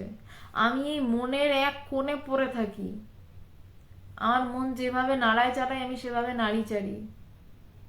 বলছে অজ্ঞান রূপ অন্ধকূপে পতিত পুরুষের বিচারই একমাত্র অবলম্বন বা আশ্রয়। বলছে এই মনটা থেকে বেরোবো কিভাবে, বলছে একমাত্র অবলম্বন বা আশ্রয় হচ্ছে এই বিচারই। আস্তে আস্তে এই মনটার এদিক ওদিক তো আমরা যেতে পারি, আস্তে আস্তে এদিক ওদিক যেতে যেতে ওই জালটা ছেড়ে বেরিয়ে যাওয়া, এই একমাত্র উপায়। তো সংসার আসলে বন্ধনই নয়, সংসার আসলে বন্ধনই নয় না, সংসার বন্ধন বলেই আসলে কিছু হয় না। আসলে কেউ সংসার বন্ধনে নেই, ওই গাধাগুলোর মতন কাউকেই দড়ি দিয়ে বাঁধা হয়নি। সবাই আমরা ভাবি আমরা দড়ি দিয়ে বাঁধা আছি, গাছের সাথে দড়ি দিয়ে বাঁধা, কিন্তু আদতে নই। বিশ্বাস করুন কেউ নেই, কিন্তু এভাবে বিশ্বাস হবে না, সম্ভব নয়, কারণ এটা বিশ্বাসের প্রশ্ন নয়, এটা অনুভবের প্রশ্ন। গুরুকে আসতে হবে বা আপনাকে গুরুর কাছে যেতে হবে, তারপর ওই রাত পেরিয়ে সময় আছে একটা, ওই রাত না পেরোলে সকাল না হলে গুরু ওই অভিনয়টা করবেন না, খোলার দড়ি খোলার অভিনয় করবেন না। ওই রাত পেরোনোর নামই সাধন ভোজন।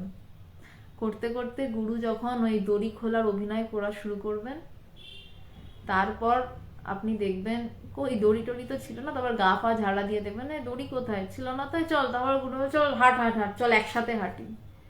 তখন গুরু আর আপনাকে আলাদা করে দড়ি দিয়ে বেঁধে রাখার অভিনয়ও করবেন না, গুরু বলবেন চল একসাথে হাঁটি। কারণ সে বড় বিষম ঠাই, গুরু শিষ্যে যেখানে দেখা নাই, তখন গুরু শিষ্য একাকার হয়ে যায়। দড়ি যেই মুহূর্তে খোলা সেই মুহূর্ত থেকে গুরু শিষ্য একাকার। এইভাবেই যে সংসার আসলে কোনো বন্ধনই নয়। আজকে তাহলে এই অবধিই থাকলো। এর পরের দিন পরের শ্লোক নিয়ে আলোচনা করার চেষ্টা করব। আচ্ছা, এবারে সবাই প্রশ্ন করুন। থ্যাংক ইউ মনোজিৎ এবং জিৎ দুজনকেই, যে প্রশ্নগুলো থেকে অ্যাটলিস্ট আটকেছ, নইলে বড্ড চিন্তার ডেভিয়েশন হয়ে যায়। অর্পিতা দিয়ে, আমি চিন্তার পারে যাই না, এই আমিকে মন। হ্যাঁ, এই আমি মন, যে মন চিন্তার পারে যেতে পারে না। চিন্তার পার মানে ব্রহ্ম। নোবেল, তাহলে কোনো ছেলে কোনো মেয়ের কথা চিন্তা করলে বা কোনো মেয়ে কোনো ছেলের কথা চিন্তা করলে তাহলেই সংসার হয়ে যায়? আলাদা করে বিয়ে করার দরকার নেই বলছো? না, নেই তো। তুমি তোমাকে নিয়ে সংসার করছো, তুমি বিয়ের পরেও তুমি তোমাকে নিয়ে সংসার করবে। তোমার বউ সকালবেলা ঘুম থেকে উঠে ভাববে যে ভাতটা রান্না করতে হবে, বা তুমি সকালে ঘুম থেকে উঠে ভাববেন জিৎ শেষ হয়ে গেছে, এবার প্রশ্ন করতে পারে সবাই। Thank you Jeet. তুমি সকালবেলা উঠে ভাববে যে আমার বর হয়তো সকাল উঠে ভাবলো একটু ভাতটা রান্না করি, আমার বউ ঘুমাচ্ছে, কিন্তু ভাবলো কিন্তু তোমার বরই, তার মন থেকেই বিষয়টা উঠলো। বিয়ে করে সংসার না, সংসারটা বিয়ে করার পরও সবাই সবাই নিজেকে নিয়েই সংসার করে, দুজন একসাথে হয়ে একটা সংসার করছে না। চিন্তা মানেই সংসার, সেই চিন্তাটা প্রত্যেকের নিজের ভিতর থেকেই ওঠে। আশা করি নোবেল উত্তর পেয়েছো। Nikhilesh Chatterjee, beautiful realization, I love this discussion, thank you very much. Thank you so much and very much sorry, কারণ আমার আসতে দেরি হয়েছে। Mister Ghosh, how to go beyond mind, সেটা নিয়ে এতক্ষণ কথা হলো। মিস্টার ঘোষ, আপনি জিজ্ঞাসা করছেন যে মনের পারে কিভাবে যাওয়া যায়, সেটা নিয়ে এতক্ষণ আলোচনা হলো। এটা শেষ হওয়ার পরে আপনি আবার প্রথম থেকে লাইভটা দেখবেন, আপনি বুঝতে পারবেন। সন্দীপ মল্লিক, আপনার গুরু মহারাজজিকে দর্শন করতে চাই। বেশ, অবশ্যই করতে পারেন। আমি জানি না কেউ পূজা বা কেউ আছে কিনা, যদি থাকে তাহলে আপনাকে কমেন্টেই ফোন নাম্বার দিয়ে দেওয়া হবে যে কিভাবে ওনার সাথে ভগবানের সাথে দেখা করা যেতে পারে। কারণ বিরাটিতে আশ্রম রয়েছে, লেক গার্ডেন্সেও আশ্রম রয়েছে, হালতুতেও আশ্রম রয়েছে। তো ভগবান কখন কোন আশ্রমে থাকেন সেটা আগে একটু ফোনে জেনে, আর যেহেতু এখন কোভিড পরিস্থিতি চলছে, তো একসাথে প্রচুর মানুষকে অ্যালাউ করা হচ্ছে না, পাঁচজন করে অ্যালাউ করা হচ্ছে। তো সন্দীপ মল্লিক, আপনাকে হয়তো এখন যদি কেউ থাকে, এখনই আপনার কমেন্টে, মানে আপনি যে কমেন্টটা করলেন আপনার গুরু মহারাজজিকে দর্শন করতে চাই, সেখানেই আপনাকে রিপ্লাই দিয়ে দেবে। আপনি সেই নম্বরে একটু ফোন করে তারপর যাবেন। অমিয় কান্তি দে, কখন আরম্ভ করেন? 8:30 আরম্ভ করার কথা, কিন্তু প্রায় একটু দেরি হয়ে যায়, 8:30 থেকে 8:40 হয়ে যায়, কিন্তু আমি চেষ্টা করছি যাতে এটা না হয়। নিখিলেশ চ্যাটার্জি, না রিয়েলাইজেশনটা হয় না তা নয়, অবশ্যই হয়, কিন্তু কিছু কারণের জন্য হয়ে ওঠে না। যাই হোক। Mister Ghosh here, I need to know the process ma'am.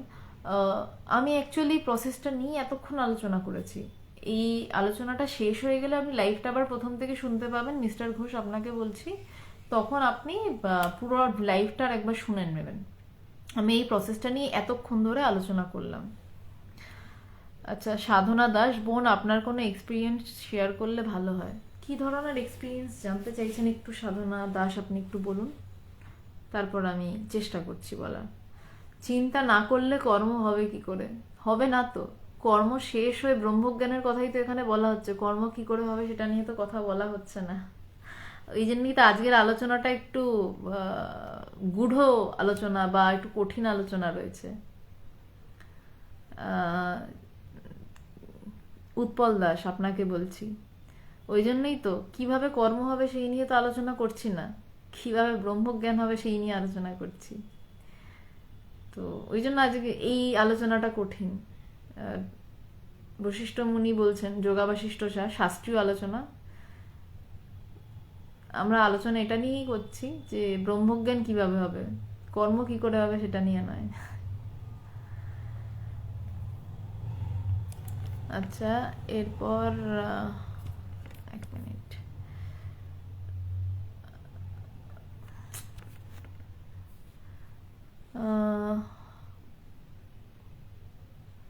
আচ্ছা, সন্দীপ মল্লিক, হ্যাঁ ফোন নাম্বার আপনাকে কেউ একজন দিয়ে দেবে। আজকে লাইভে বোধহয় অনেকেই ঢুকতে পারেনি, কিছু একটা সমস্যা হয়েছে। লাইভটা শেষে ফোন নাম্বার দিয়ে দেওয়া হচ্ছে আপনাকে। মনোজিৎ সরকার, দিদিভাই গুরুর এই বাধা খেলার ব্যাপারটা আরেকবার বলো। বেশ,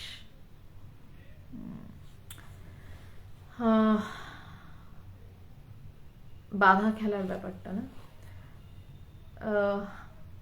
কোথা থেকে শুনতে চাও? মানে মনোজিৎ একটু ক্লিয়ার করো, মানে ওটা অনেক বড় ব্যাপার ছিল, কোন জায়গাটা থেকে অসুবিধা হচ্ছে? আচ্ছা, আমি মেন বিষয়টা বলছি। একটা লোক রাত্রিবেলা গাধা নিয়ে বনের মধ্যে হারিয়ে গেছে। সে একটা কুটির দেখতে পেয়েছে, যে কুটিরটি গিয়ে দেখছে একটি সাধুর কুটির। এবার তার কাছে কোনো দড়ি নেই, গভীর অন্ধকার, রাত্রে বন, জঙ্গল। তো সেখানে গাধাগুলো এদিক ওদিক চলে যেতেই পারে। সারা রাত জেগে গাধাকে পাহারা দেওয়া সম্ভব নয়, কারণ সে অত্যন্ত পরিশ্রান্ত। আর সাধুকেও বলতে পারেন আপনি সারা রাত জেগে গাধাটাকে পাহারা দিন। তো সাধুর কাছে এই কথা বলেছে। তখন সাধু বলেছে যে গাধাগুলোকে তো রোজই বাঁধে, দড়ি দিয়েই বাঁধে। গাধাগুলো তো তার কাছে বাঁধাই থাকে রোজ বাড়িতে ফিরে। বলছে রোজ বাড়িতে যেরকম ভাবে বাঁধো, প্রত্যেকটা গাধাকে এক একটা গাছের পাশে নিয়ে যাও, নিয়ে গিয়ে দড়ি দিয়ে ঠিক সেভাবে বাঁধার অভিনয় করো। ঠিক যেমন ভাবে বাড়িতে বাঁধো এরকম ভাবে, এরকম করে গিট দিয়ে বাঁধতে, ওরকম অভিনয় করো। লোকটি প্রত্যেকটি গাধার কাছে গিয়ে ওভাবেই তাদেরকে বাঁধার অভিনয় করেছে। তার কাছে দড়ি নেই, কিচ্ছু নেই, সে জাস্ট যেভাবে রোজ বাড়িতে বাঁধে সেভাবে অভিনয় করেছে। এবং গাধাগুলো মনে করেছে যে তাদেরকে বাধা হয়েছে। তাদের এই হুঁশটাও নেই যে আসলে দড়িটা সেদিন নেই, তারা সেদিন মুক্তই ছিল। তারা চাইলেই এদিক ওদিক ছিটকে চলে যেতে পারতো, কিন্তু তারা যায়নি। তারা চুপ করে ওই গাছেতে দাঁড়িয়েছিল। এবং গিয়ে যখন তার মালিকও ঠেলছে চল, সে তখনও নড়তে পারছে না, কারণ সে জানে সে দড়িতেই আটকানো, সে কি করে হাঁটবে। তেমনি আমরা মানুষেরা জানি যে আমরা সংসার বন্ধনে আবদ্ধ হয়ে রয়েছি, আমাদের দড়ি দিয়ে বাঁধা রয়েছে। তাই আমরা বদ্ধ, আমরা বলি আমরা বদ্ধ জীব। তাই আমরা মুক্ত হতে চাই। মুক্ত কে হতে চায়? যে বদ্ধ সেই তো। তো তখন ওই গাধাগুলোকে গিয়ে কিভাবে আবার হাঁটাতে হলো না, গাধাগুলোকে এমনি ঠেলছে, কারণ গাধাগুলো তো মুক্তই ছিল, দড়ি দিয়ে বাঁধা ছিল না, জাস্ট একটা অ্যাক্টিং করেছিলেন ওই ভদ্রলোক, গাধার মালিক। কিন্তু গাধাগুলোকে ঠেলছে, গাধাগুলো তাও হাঁটছে না, কারণ গাধারা জানে সে বদ্ধ। যেমন আমরা জানি আমাদেরকে কেউ কোনো দড়ি দিয়ে বাঁধেনি, তারপরও আমরা জানি আমরা বদ্ধ। তাই আমরা যদি গুরু আমার এসে হাজার বলুক তুই মুক্ত, আমরা মানবো না, আমরা চুপ করে এক জায়গায় দাঁড়িয়ে থাকি। তো তখন ওই সন্ন্যাসী মহারাজ ওই গাধার মালিকদের বললেন, ঠিক যেভাবে গল্প মানে ওটা খোলে, দড়িটা খোলে, সেইভাবে খোলো। সেইভাবে খুললো। তেমনি গুরু এসে আমাদেরকে যেন দেখান, প্রথমে যদি আমাদেরকে এসে বলে যে তুই মুক্ত, তোর কাছে তুই বদ্ধতা নেই, তুই স্বয়ং ব্রহ্ম, তুই কোনোদিনই বদ্ধ ছিলিস না, তোর জন্ম নেই, তোর মৃত্যু নেই, আমরা কিছুতেই বিশ্বাস করবো না। বললো আমি জন্মেছি, আমার তারিখ আছে, আমি মরে যাবো, আমার বডিটা পুড়িয়ে দেওয়া হবে, আমার সেই বোধটাই হবে না, জন্ম নেই মৃত্যু নেই। কারণ আমি জানি যে আমাকে ওই কল্পিত দড়ি দিয়ে বাঁধা, আমি এই জন্ম মৃত্যুর খাতায় বাঁধা, ওটাকে পাশ বলছে, জন্ম মৃত্যুর পাশ। সংসারকে বন্ধন বলা হচ্ছে, মানে আমরা বাঁধা, আমরা জানি বাঁধা। কিন্তু সংসারটা কি? এতক্ষণ সেটা নিয়ে কথা বললাম, সংসারটা কি? বলছেন যে এবারে কি হয় না, গুরু এসে অভিনয় করেন যেন তিনি এই বন্ধনগুলো কাটাচ্ছেন। গুরু বলছেন মনটা সরাও, অহং মন বুদ্ধ অহংকার চিত্তানি নাহং, নেতি নেতি বিচার, মানে কি মনটা সরাও। কিন্তু গুরু জানেন আদতে মন বলে কিছু নেই, তাই বলছেন যে মন মানেই ভেলকিবাজি, যেন সরাও, বলছে মন সরাও। শঙ্করাচার্য বলছেন নির্বাণ ষটকমে, ওম মন বুদ্ধ অহংকার চিত্তানি নাহং, না চ শ্রোত্র জিহ্বে না চ গ্রাণ নেত্রে। তিনি শেষ শ্লোকে বলছেন যে অহং নির্বিকল্প নিরাকার রূপম, আমি নির্বিকল্প, আমি নিরাকার, আমি সব জায়গায় ছেয়ে রয়েছি। এটা উনি প্রথম শ্লোকেই বলতে পারতেন, কিন্তু বললেন না। কেন না, উনি ওই গাধার দড়ি খোলার অভিনয় করছেন। বলছেন হ্যাঁ মন আছে, মনটা সরাও। বলছে না বুদ্ধি আছে, বুদ্ধি সরাও, আমার চিত্ত আছে, চিত্ত সরাও, অহংকার আছে, সরাও। অ্যাকসেপ্ট করছে যে হ্যাঁ দড়ি দিয়ে আমরা বাঁধা, এই মন বুদ্ধি চিত্ত অহংকারের দড়িতে আমরা বাঁধা। উনি আস্তে আস্তে ওগুলোকে সরাতে সরাতে গিয়ে শেষে বলছেন অহং নির্বিকল্প রূপ নিরাকার রূপম। যখন এই দড়িটা পুরো খোলা হয়ে গেল তখন বলছে চল হাঁট, তখন গাধা হাঁটতে শুরু করলো। তেমন আমাদের দড়িটা খোলার পরই তখন আমরা হেসে বলি আচ্ছা দড়ি কোথায় ছিল, বাধা তো ছিলাম না, মুক্তই তো ছিলাম। আমরা তো নিরাকার রূপম, আমরা তো সবসময় নির্বিকল্প ভূমিতেই অবস্থান করছি, সব সময় নির্বিকল্প ভূমিতে, বুঝি আর না বুঝি, যেখানে দুই নেই, যেখানে দ্বিতীয় কেউ নেই, সেখানেই তো বসে রয়েছি। যাওয়ার জায়গা কোথায়? আশা করি মনোজিৎ একটু ক্লিয়ার হয়েছে, একটু কঠিন রয়েছে, একটু চিন্তা করে এই বিষয়টা নিয়ে, তাহলে আরো ক্লিয়ার হবে। যদি না হয় তাহলে আমাকে পরের দিনের আলোচনায় বলে আমি আবারও ক্লিয়ার করব। সৌমিত্র দে, জীবন কিভাবে যাবে যখন থেকে আমরা আমরা এসেছি? বুঝলাম না সৌমিত্র দে, আপনার প্রশ্নটাই বুঝতে পারলাম না। জীবন কিভাবে যাব বুঝলাম না সৌমিত্র দে, আপনি একটু ঠিকভাবে প্রশ্নটা করুন, আপনার প্রশ্ন বুঝতে পারছি না। অর্পিতা দত্ত, তাহলে এখানে স্বামীজি এক জায়গায় ইথার তরঙ্গের কথা বলেছেন, সেটাই কি এক মন থেকে অন্য মনের সঙ্গে কারেন্টের মতন চলে যায়? হ্যাঁ সেটা তো যাই, মানে সব মনই একাকার, এবং তার সাথে কেমিস্ট্রিতেও মানে এটা একদম পেপার বেরিয়েছে যে প্রত্যেক এই পৃথিবীর প্রত্যেকটি অনুপরমাণুর সাথে কানেক্টেড, সবাই এমনি বাহ্যত কানেক্টেড। এটা কেমিস্ট্রির একটা পেপারসে একদম পরীক্ষালব্ধ ফল বেরিয়েছে। আর ভিতরে তো কানেক্টেডই বটে, বাইরে কানেক্টেড, ভিতরে হবো না?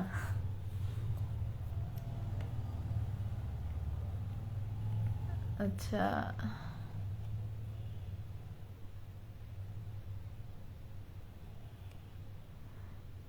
ইন্টারনেট খুব স্লো, শোনাই যাচ্ছে না। অজিত কুমার মালাকার, মনে হয় আপনার ইন্টারনেটটা প্রবলেম করছে, কারণ এখানে আর কারোর ইন্টারনেটের সমস্যা হচ্ছে না।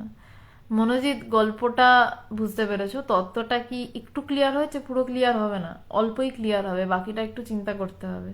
যদি না হয় পরের দিন আমার আমাকে জিজ্ঞাসা করো অবশ্যই। চিন্তা না করলে তো জীবন নির্বাহ বা সবার মাঝে অবস্থান করা অসম্ভব হয়ে যায়। আমরা যেই বইটা নিয়ে আলোচনা করছি বা যেই বিষয়টা নিয়ে আলোচনা করছি সেটা ব্রহ্মজ্ঞান নিয়ে আলোচনা করছি। চিন্তা না করলে জীবন নির্বাহ বা সবার মাঝে অবস্থান করা অসম্ভব হয়ে যায় আপনি বলছেন, এটা আপনি আপনার এখনকার ভাবনা থেকে বলছেন, কিন্তু চিন্তাটা কি আপনি করেন? না, চিন্তা আপনি করেন তো বটেই, কিন্তু সেই চিন্তা কি আপনার কন্ট্রোলে থাকে, না চিন্তা আপনাকে কন্ট্রোল করে? আসলে এমন জায়গায় যাওয়ার কথা বলা হচ্ছে, চিন্তা উড়ে যাওয়ার পর যে সামান্য চিন্তা থাকে সেখানে আপনি চিন্তাকে কন্ট্রোল করবেন। যেমন আদি শঙ্করাচার্য, বিশাল জ্ঞানী, তিনি চিন্তা বা মন পুরোপুরি না গেলে তো হতো না, কিন্তু তিনি জীবন নির্বাহ করলেন এবং এমন ভয়ঙ্করভাবে নির্বাহ করলেন যে পুরো হিন্দু সমাজটাকে দাঁড় করিয়ে দিয়ে গেলেন, এবং অদ্বৈত বেদান্তটাকে এই যে আমরা আলোচনা করছি আদি শঙ্করাচার্যের কৃপায়, তিনি না থাকলে আমরা এটা নিয়ে আলোচনাই করতে পারতাম না। সবার মাঝে অবস্থান, তিনি 4টে মঠ তৈরি করে দিয়ে গেলেন, যেখানে থেকে এখনো সন্ন্যাসী সমাজ শৃঙ্খলিতভাবে রয়েছে। কেন না উনি চিন্তার দ্বারা তাড়িত ছিলেন না, উনি তার প্রয়োজন মতন চিন্তাকে ব্যবহার করতেন, সেই জন্যই। অরবিন্দ কাকুর নেটের প্রবলেম হচ্ছে, জানি না গো কি হচ্ছে আজকের দিনটা, অনেকেই অনেক কিছু বলছেন, ঠিক বুঝতে পারছি না কাকু।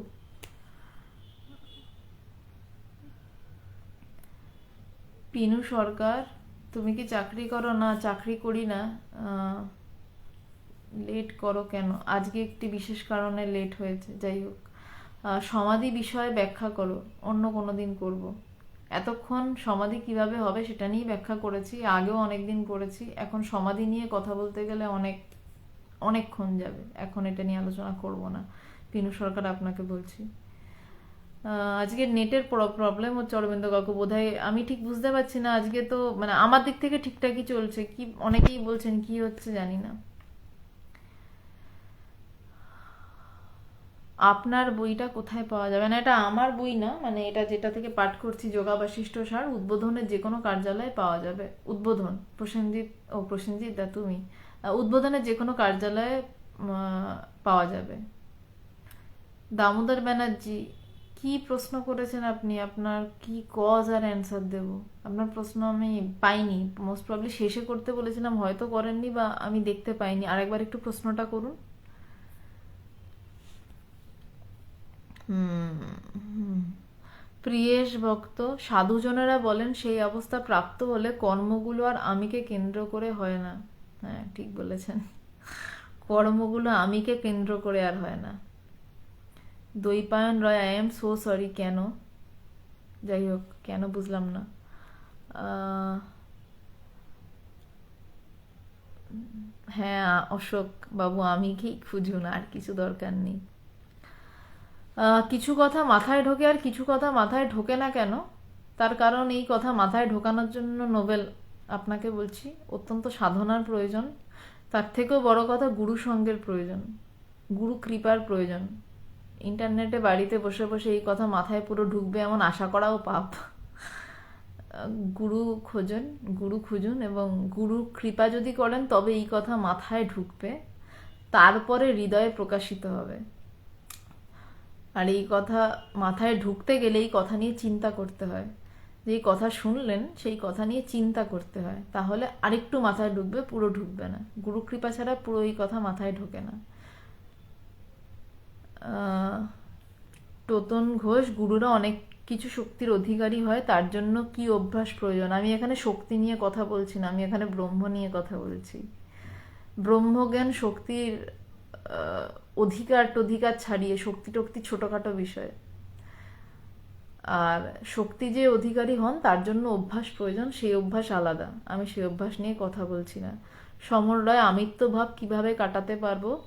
আমিত্বভাব কিভাবে কাটাতে পারবো সেটা নিয়েই আজকে এতক্ষণ আলোচনা করেছি। লাইফটা শেষ হলে আবার প্রথম থেকে শুনতে পাবেন আপনি, সমর রায়, একটু শুনে নেবেন। বা আমার আগেরও যে কোনো লাইফ, বিশেষ করে সোমবার একটা লাইফ ছিল আমার গুরুদেব ভগবানের চিঠি নিয়ে, তো সেই লাইফটা শুনে নেবেন। ওই লাইফটায় আমিত্বভাব কিভাবে কাটাতে পারবো একদম কেটে কেটে বলা আছে। সোমবারের একটা লাইভ রয়েছে, ওটা শুনে নেবেন। আচ্ছা, আপাতত আর কোনো প্রশ্ন পাচ্ছি না।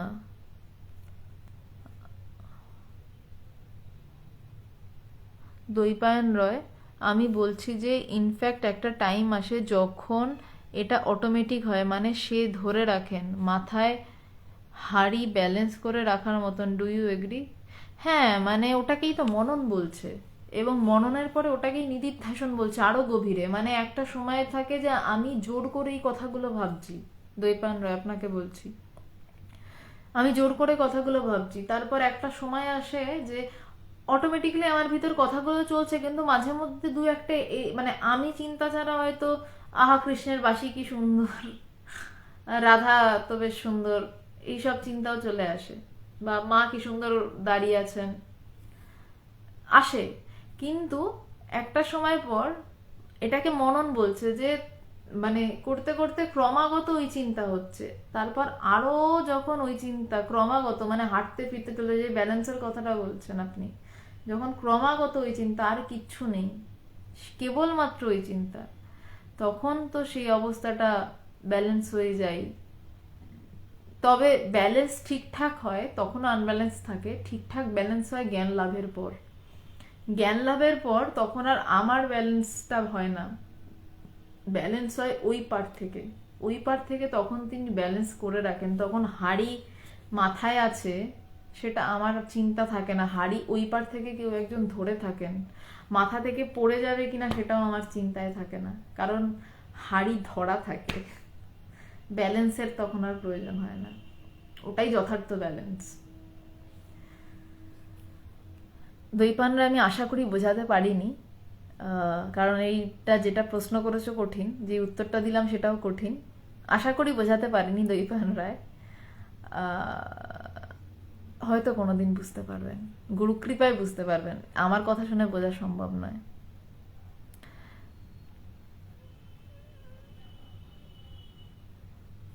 আচ্ছা,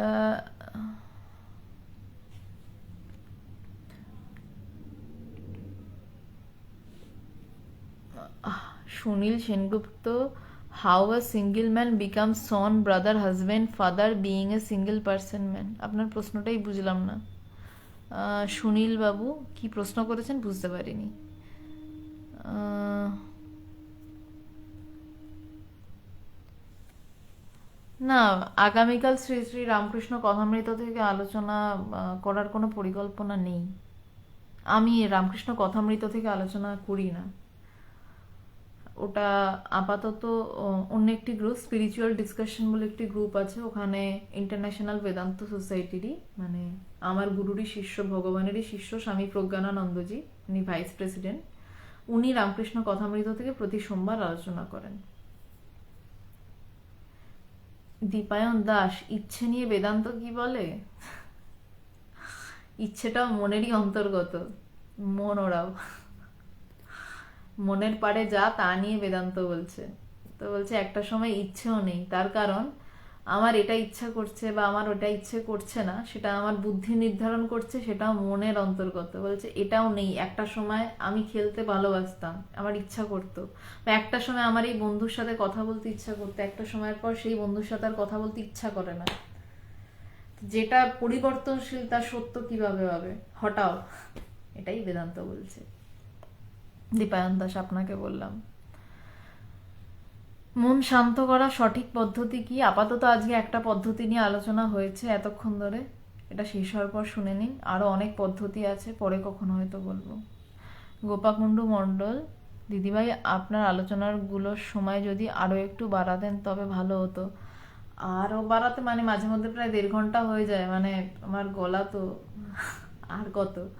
আসলে বেশি আলোচনা করার থেকে যেটুকু আলোচনা হচ্ছে 1 ঘন্টা 1.5 ঘন্টা যথেষ্ট আমার মনে হয়। গোপাকুণ্ডু দি, আপনাকে বলছি, যেটুকু আলোচনা হয় সেটা নিয়ে চিন্তা করা, যদি আপনি সেটা নিয়ে আরেকটু চিন্তা করেন, দেখবে আপনার মধ্যে বেশি শোনার থেকে আপনার চিন্তা করার সময় যদি আপনি বাড়ান, দেখবেন আপনার লাভ বেশি হচ্ছে। আমি বেশি সময় আলোচনা করতেই পারি, কিন্তু আপনি যদি মানে আর কত বেশি আলোচনা আমি জানি না পারবো কিনা, 1.5 ঘন্টাও কখনো কখনো হয়ে যায়, 1-1.5 ঘন্টা, এর থেকে বেশি উচিত নয় আধ্যাত্মিক আলোচনা করা, বিশেষভাবে বেদান্তের। কীর্তন হরিকথা হতে পারে, গল্প গাছা চলছে, এটা আত্মতত্ত্ব নিয়ে আলোচনা, তো এর বেশি আলোচনা হওয়া উচিত নয়। কিন্তু এরপর আপনি এই আলোচনাগুলো নিয়ে যত বেশি চিন্তা করবেন তত আপনার লাভ। আচ্ছা, আধ্যাত্মিক এক্সপিরিয়েন্স বেদান্তের আপনার গুরুদেবের সাথে, আচ্ছা অন্য কোনো দিন বলবো, এটা একদম অন্য বিষয়ে। তো কোনোদিন ভগবানের বিষয়ে কখনো কিছু আলোচনা যখন করব তখন অবশ্যই বলবো।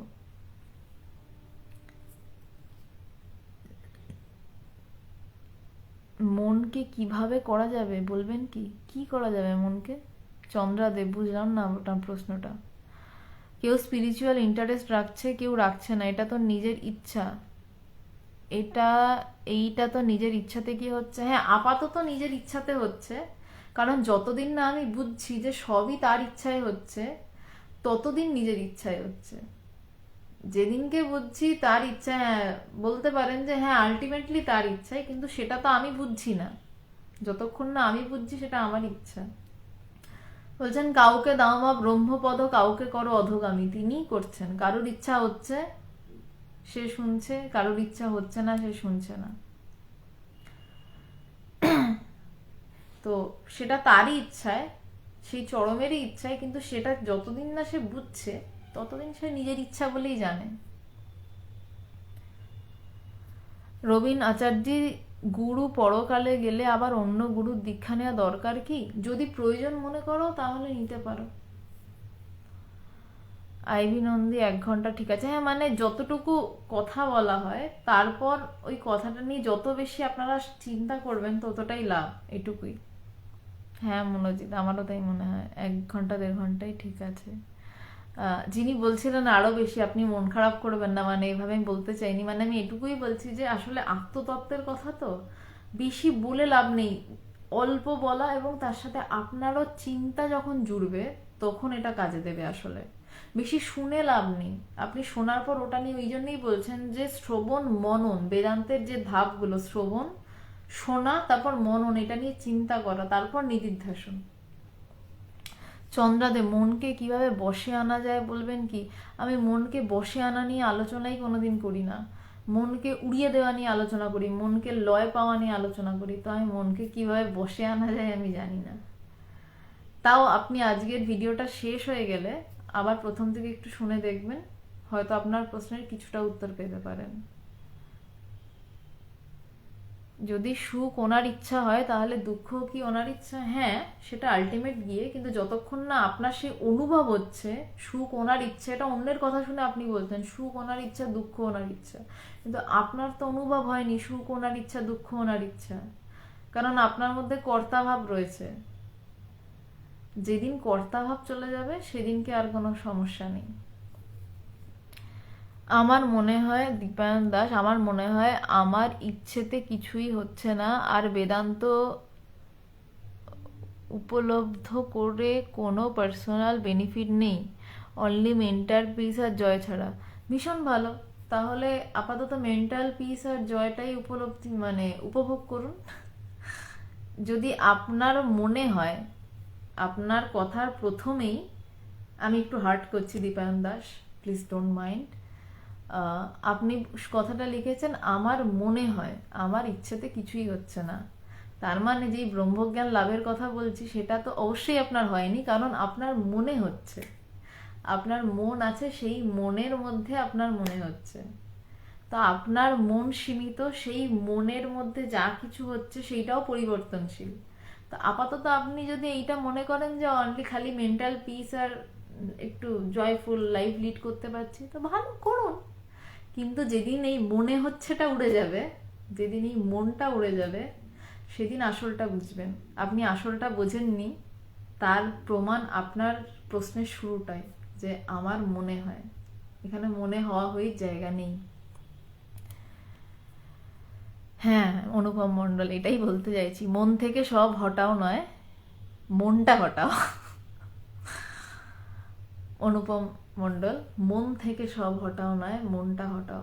প্রথমে মন থেকে সব হটাও, যেমন আমার হাতে যদি ধুলোকালি লাগে, সাবান দিয়ে আগে ধুলোকালি পরিষ্কার করা হয়, মন থেকে সব হটলো, তারপর জলের নিচে হাত দিয়ে সাবানটাও ধুয়ে ফেললাম, মনটাও হটলো। মনটা হটানো। মন হিসাবে কি রেফার করছেন ব্রেন? আচ্ছা একটা জিনিস বলুন তো, ব্রেন, এই মন, আমাদের যখন হ্যাপি হরমোন বেরোচ্ছে, যেটার বিস্তারিত মোড অফ অ্যাকশন আমি যাচ্ছি না, কেন হ্যাপি হরমোনটা ওই সময় বেরোচ্ছে? ওই সময় কেন অন্য হরমোন বেরোচ্ছে না? আপনি বলবেন হ্যাপি হরমোন হাইপোথ্যালামাস থেকে এই সময় বেরোচ্ছে, পিটিউটারি থেকে, তাই জন্য এই সময় আমি খুশি থাকছি, কিন্তু কেন এই সময়? উত্তর আছে। আমার কেন এই সময় দুঃখ হচ্ছে, কেন আমার হরমোনগুলো ওইভাবে কাজ করছে যে আমার দুঃখ হচ্ছে? উত্তর আছে। আমিও আপনার মতন করে চিন্তা করেছি, আপনার চিন্তাগুলো আমার ভালো লাগে, কারণ আমিও যখন ফার্মাকোলজির ক্লাস করেছি তখন আমার এই চিন্তাগুলো আসতো। তো আমি উত্তর পেয়েছি যে এই ব্রেন ছাড়াও আরো একটা কিছু রয়েছে যেটা আমাদেরকে চালাচ্ছে, যেটা আমাদের অলক্ষ্যে থেকে চালাচ্ছে। আমি নিউরোলজিক্যাল সিস্টেম নিয়ে ডিটেলস পড়াশোনা করেছি, আমি আগের দিন আপনাকে বলেছি, মানে যতদূর ডিটেলস করা যায় বুদ্ধি সংক্রান্ত ভাবে, যতটুকু সম্ভব। তাতে যা দেখেছি যে নিউরোলজি একসময় হাল ছেড়ে দিয়ে বলছে এটা হচ্ছে, কিন্তু কেন হচ্ছে জানেন? কেন হচ্ছে জানি না। হঠাৎ কেন দুঃখ হয়, হঠাৎ কেন আপনার ঈশ্বরীয় কথা শুনতে ইচ্ছা হলো, কেন হলো? কোন হরমোনের প্রভাবে হলো? এই ইচ্ছা আসছে কোথা থেকে, ইচ্ছা যাচ্ছে কোথায়? কোথায়? যেখানে নিউরোলজিক্যাল সায়েন্স শেষ, আর উত্তর দিতে পারছে না, সেখান থেকে আধ্যাত্ম বিজ্ঞানের শুরু হচ্ছে।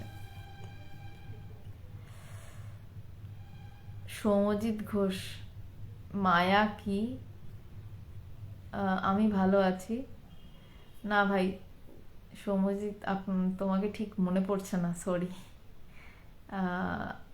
যদি আমার ফোন নাম্বার থাকে একবার ফোন করে নিও, মনে পড়ছে না, সরি, এক্সট্রিমলি সরি। মায়া কি?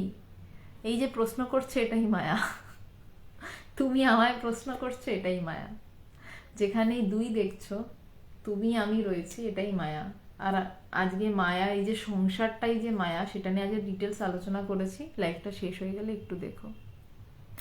যুগল দাস, দুবার প্রশ্ন করে উত্তরটি পাইনি। আপনার প্রশ্নটাই আমি পাইনি, একটু প্লিজ এবার প্রশ্ন করুন। আসলে না কিভাবে স্ক্রিনটা স্ক্রোল হয়ে যায় সবসময়, আমি প্রশ্নগুলো পাই না, ওই জন্য বলি সবসময় শেষে প্রশ্ন করতে, কিন্তু তারপরেও মানে উঠে যাচ্ছে, আমি ঠিক ধরতে পারছি না স্ক্রিনটাকে।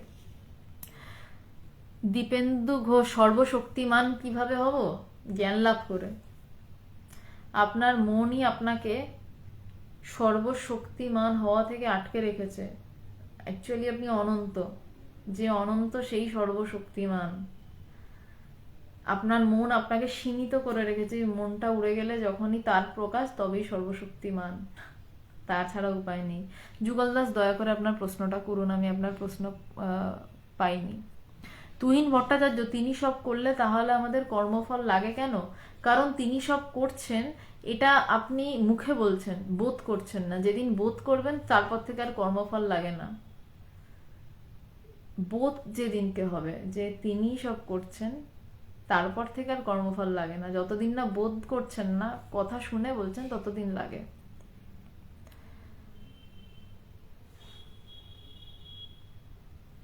দীপায়ন দাস, জেন্ডার নিয়ে বলুন বেদান্তের পার্সপেক্টিভ। আপনি বোধহয় বেসিকটা একটু অসুবিধা হচ্ছে ধরতে। আমার মন দিয়েই আমি ছেলে বা মেয়ে রচনা করি। এই রকম হলে ছেলে, এই রকম হলে মেয়ে, বা এই রকম হলে ট্রান্সজেন্ডার। গভীর ঘুমে আমি ট্রান্সজেন্ডারও থাকি না, আমি ছেলেও থাকি না, আমি মেয়েও থাকি না। গভীর ঘুম দিয়ে আপাতত বুঝুন। তার মানে গভীর ঘুমে আমার মনটারই অস্তিত্ব থাকে না। অস্তিত্ব থাকে না বলাটা ভুল, কোনো এক স্থানে কনজেস্টেড হয়ে থাকে, লয় পায় না। জ্ঞান লাভে বেদান্ততে যেটা বলছে, মন শেষ হয়ে যায়, লয় পেয়ে যায়। তো যেখানে যেই মন আমাকে ট্রান্সজেন্ডার শেখাচ্ছিল, মেল শেখাচ্ছিল, ফিমেল শেখাচ্ছিল, সেই সেটাই যখন উড়ে গেল, তাহলে কে নারী কে পুরুষ? বেদান্তে নারী পুরুষ নেই। বেদান্তে এক অখণ্ড সচ্চিদানন্দ সত্তা রয়েছে, কোনো নারী পুরুষ নেই। যুগল দাস, আপনার প্রশ্ন কিন্তু আমি এখনো পাইনি। শান্তি কোথায় পাবো জ্ঞান লাভ করলে? এতক্ষণ যেটা বললাম সেটা শুনে শান্তি পাবেন না। এটা শুনে শান্তি কিভাবে পেতে পারেন এরকম একটা ধারণা হতে পারে। প্রিয়াঙ্কা মান্না, আপনাকে বলছি। আর তারপর গুরুর কাছে গিয়ে জ্ঞান লাভ করে তারপর শান্তি। গুরুর কাছে গিয়েও শান্তি নেই, জ্ঞান লাভ করে তারপর শান্তি পেতে পারেন। মায়ার উৎপত্তি কি করে এটা কেউ জানে না। মায়ার উৎপত্তি আপনি সকাল থেকে তৈরি করেন, রাত অব্দি আপনি মায়া নিয়ে ঘোরেন। শুভদীপ ঠাকুর, কেউ জানে না মায়ার উৎপত্তি কি করে। এই জন্যই মায়াকে অনির্বচনীয় বলা হয়েছে। রবীন্দ্র কর্মকারা, আপনাদের ওখানে যাব সানডে কোলা তাকে। কি বলতে চান? কোথায় যাবেন? কি কোলা থাকে আমি বুঝছি না। সঞ্জীব ব্যানার্জি, আপনি কোন সম্প্রদায়ভুক্ত? আমি সম্প্রদায়হীনতা নামক সম্প্রদায়ভুক্ত। আমি অদ্বৈত বেদান্ত নিয়ে চর্চা করি, যা কোনো সম্প্রদায়ের কথা বলে না, যা সবকিছু একাকারের কথা বলে। তবে যদি সংগঠনের কথা জিজ্ঞাসা করেন, ইন্টারন্যাশনাল বেদান্ত সোসাইটি, ভগবান আমার গুরু। শুভদীপ ঠাকুর, বোধহয় আপনি বোঝেননি। মায়ের উৎপত্তি বললাম তো, মায়ের উৎপত্তি কি করে তার কোনো উত্তর নেই। তাই জন্যই মায়াকে অনির্বচনীয় বলা হয়েছে। কোথা থেকে আসে, কোথায় যায় কেউ জানে না। আর উৎপত্তি নিয়ে চিন্তা করেও লাভ নেই, তার কারণ যেটা মিথ্যা সেটা নিয়ে চিন্তা করব। কারণ একটা আমার আগের সপ্তাহে একটা লাইভ রয়েছে স্বামী শিষ্য সংবাদের, অজ্ঞান এলো কোথা থেকে। শুভদীপ ঠাকুর, আপনি ওই লাইভটা একটু দেখে নেবেন, লম্বা উত্তর এটা। ওই দিন প্রায় 1 থেকে 1.5 ঘন্টা এটা নিয়ে আলোচনা হয়েছিল, তো দেখে নেবেন। জয় মা, সত্য পরিবর্তন হতে পারে কি? যদি সত্যই বলো, সেটা কি পরিবর্তন হয়? আচ্ছা, সাইয়দ আতিউর রহমান, ভালো লাগছে বেদান্ত কথা, ধন্যবাদ। জীবের সাথে আত্মার ডিফারেন্স কি? আসলে কোনো ডিফারেন্সই নেই সুব্রত ব্যানার্জি। জীব আর আত্মা বলে আলাদা কিছু নেই, আমরা ভাবি আলাদা।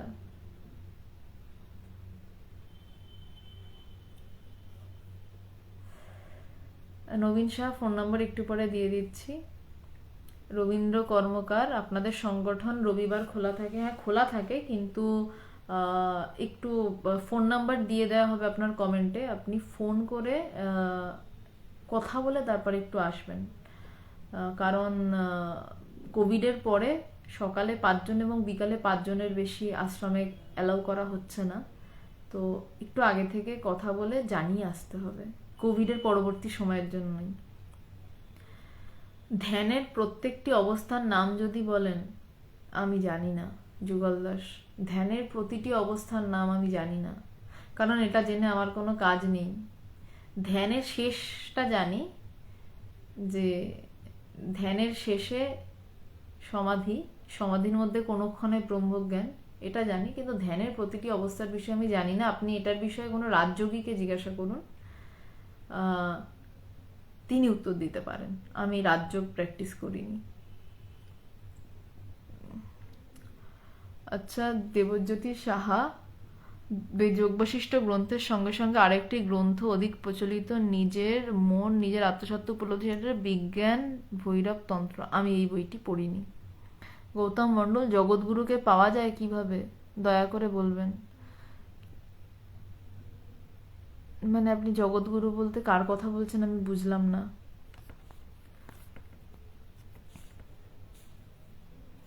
ও, 10:30 বাজে।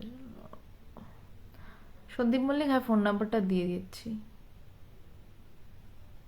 সৌম্যজিৎ ঘোষ, আমার এক নাস্তিক বন্ধু আমাকে কোশ্চেন করছে, সরস্বতী পুজো সনাতনী হিন্দুরা করে, তার মানে কি শুধু হিন্দুরাই জ্ঞান অর্জন করবে? আমি অদ্ভুত প্রশ্নের উত্তর দিতে পারছি না। কি উত্তর দিলে আমি নিজের ধর্মকে শ্রদ্ধা করা অন্য ধর্মকে মূর্তি পূজা একটা প্রতীক, তার সাথে জ্ঞান লাভের কোনো অর্থ নেই। মূর্তি পূজা একটা প্রতীক, যে কোনো মূর্তি। কোনো মূর্তিকে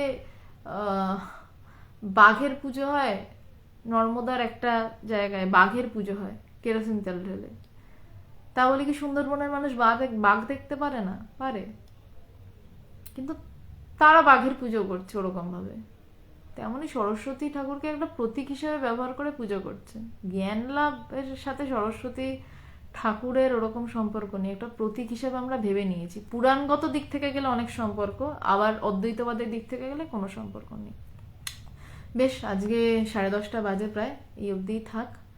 যাদের প্রশ্নের উত্তর দিতে পারলাম না, প্রচুর প্রশ্ন এসছে, তারা দয়া করে আবার কালকেই লাইভ রয়েছে সন্ধ্যে 8:30 থেকে।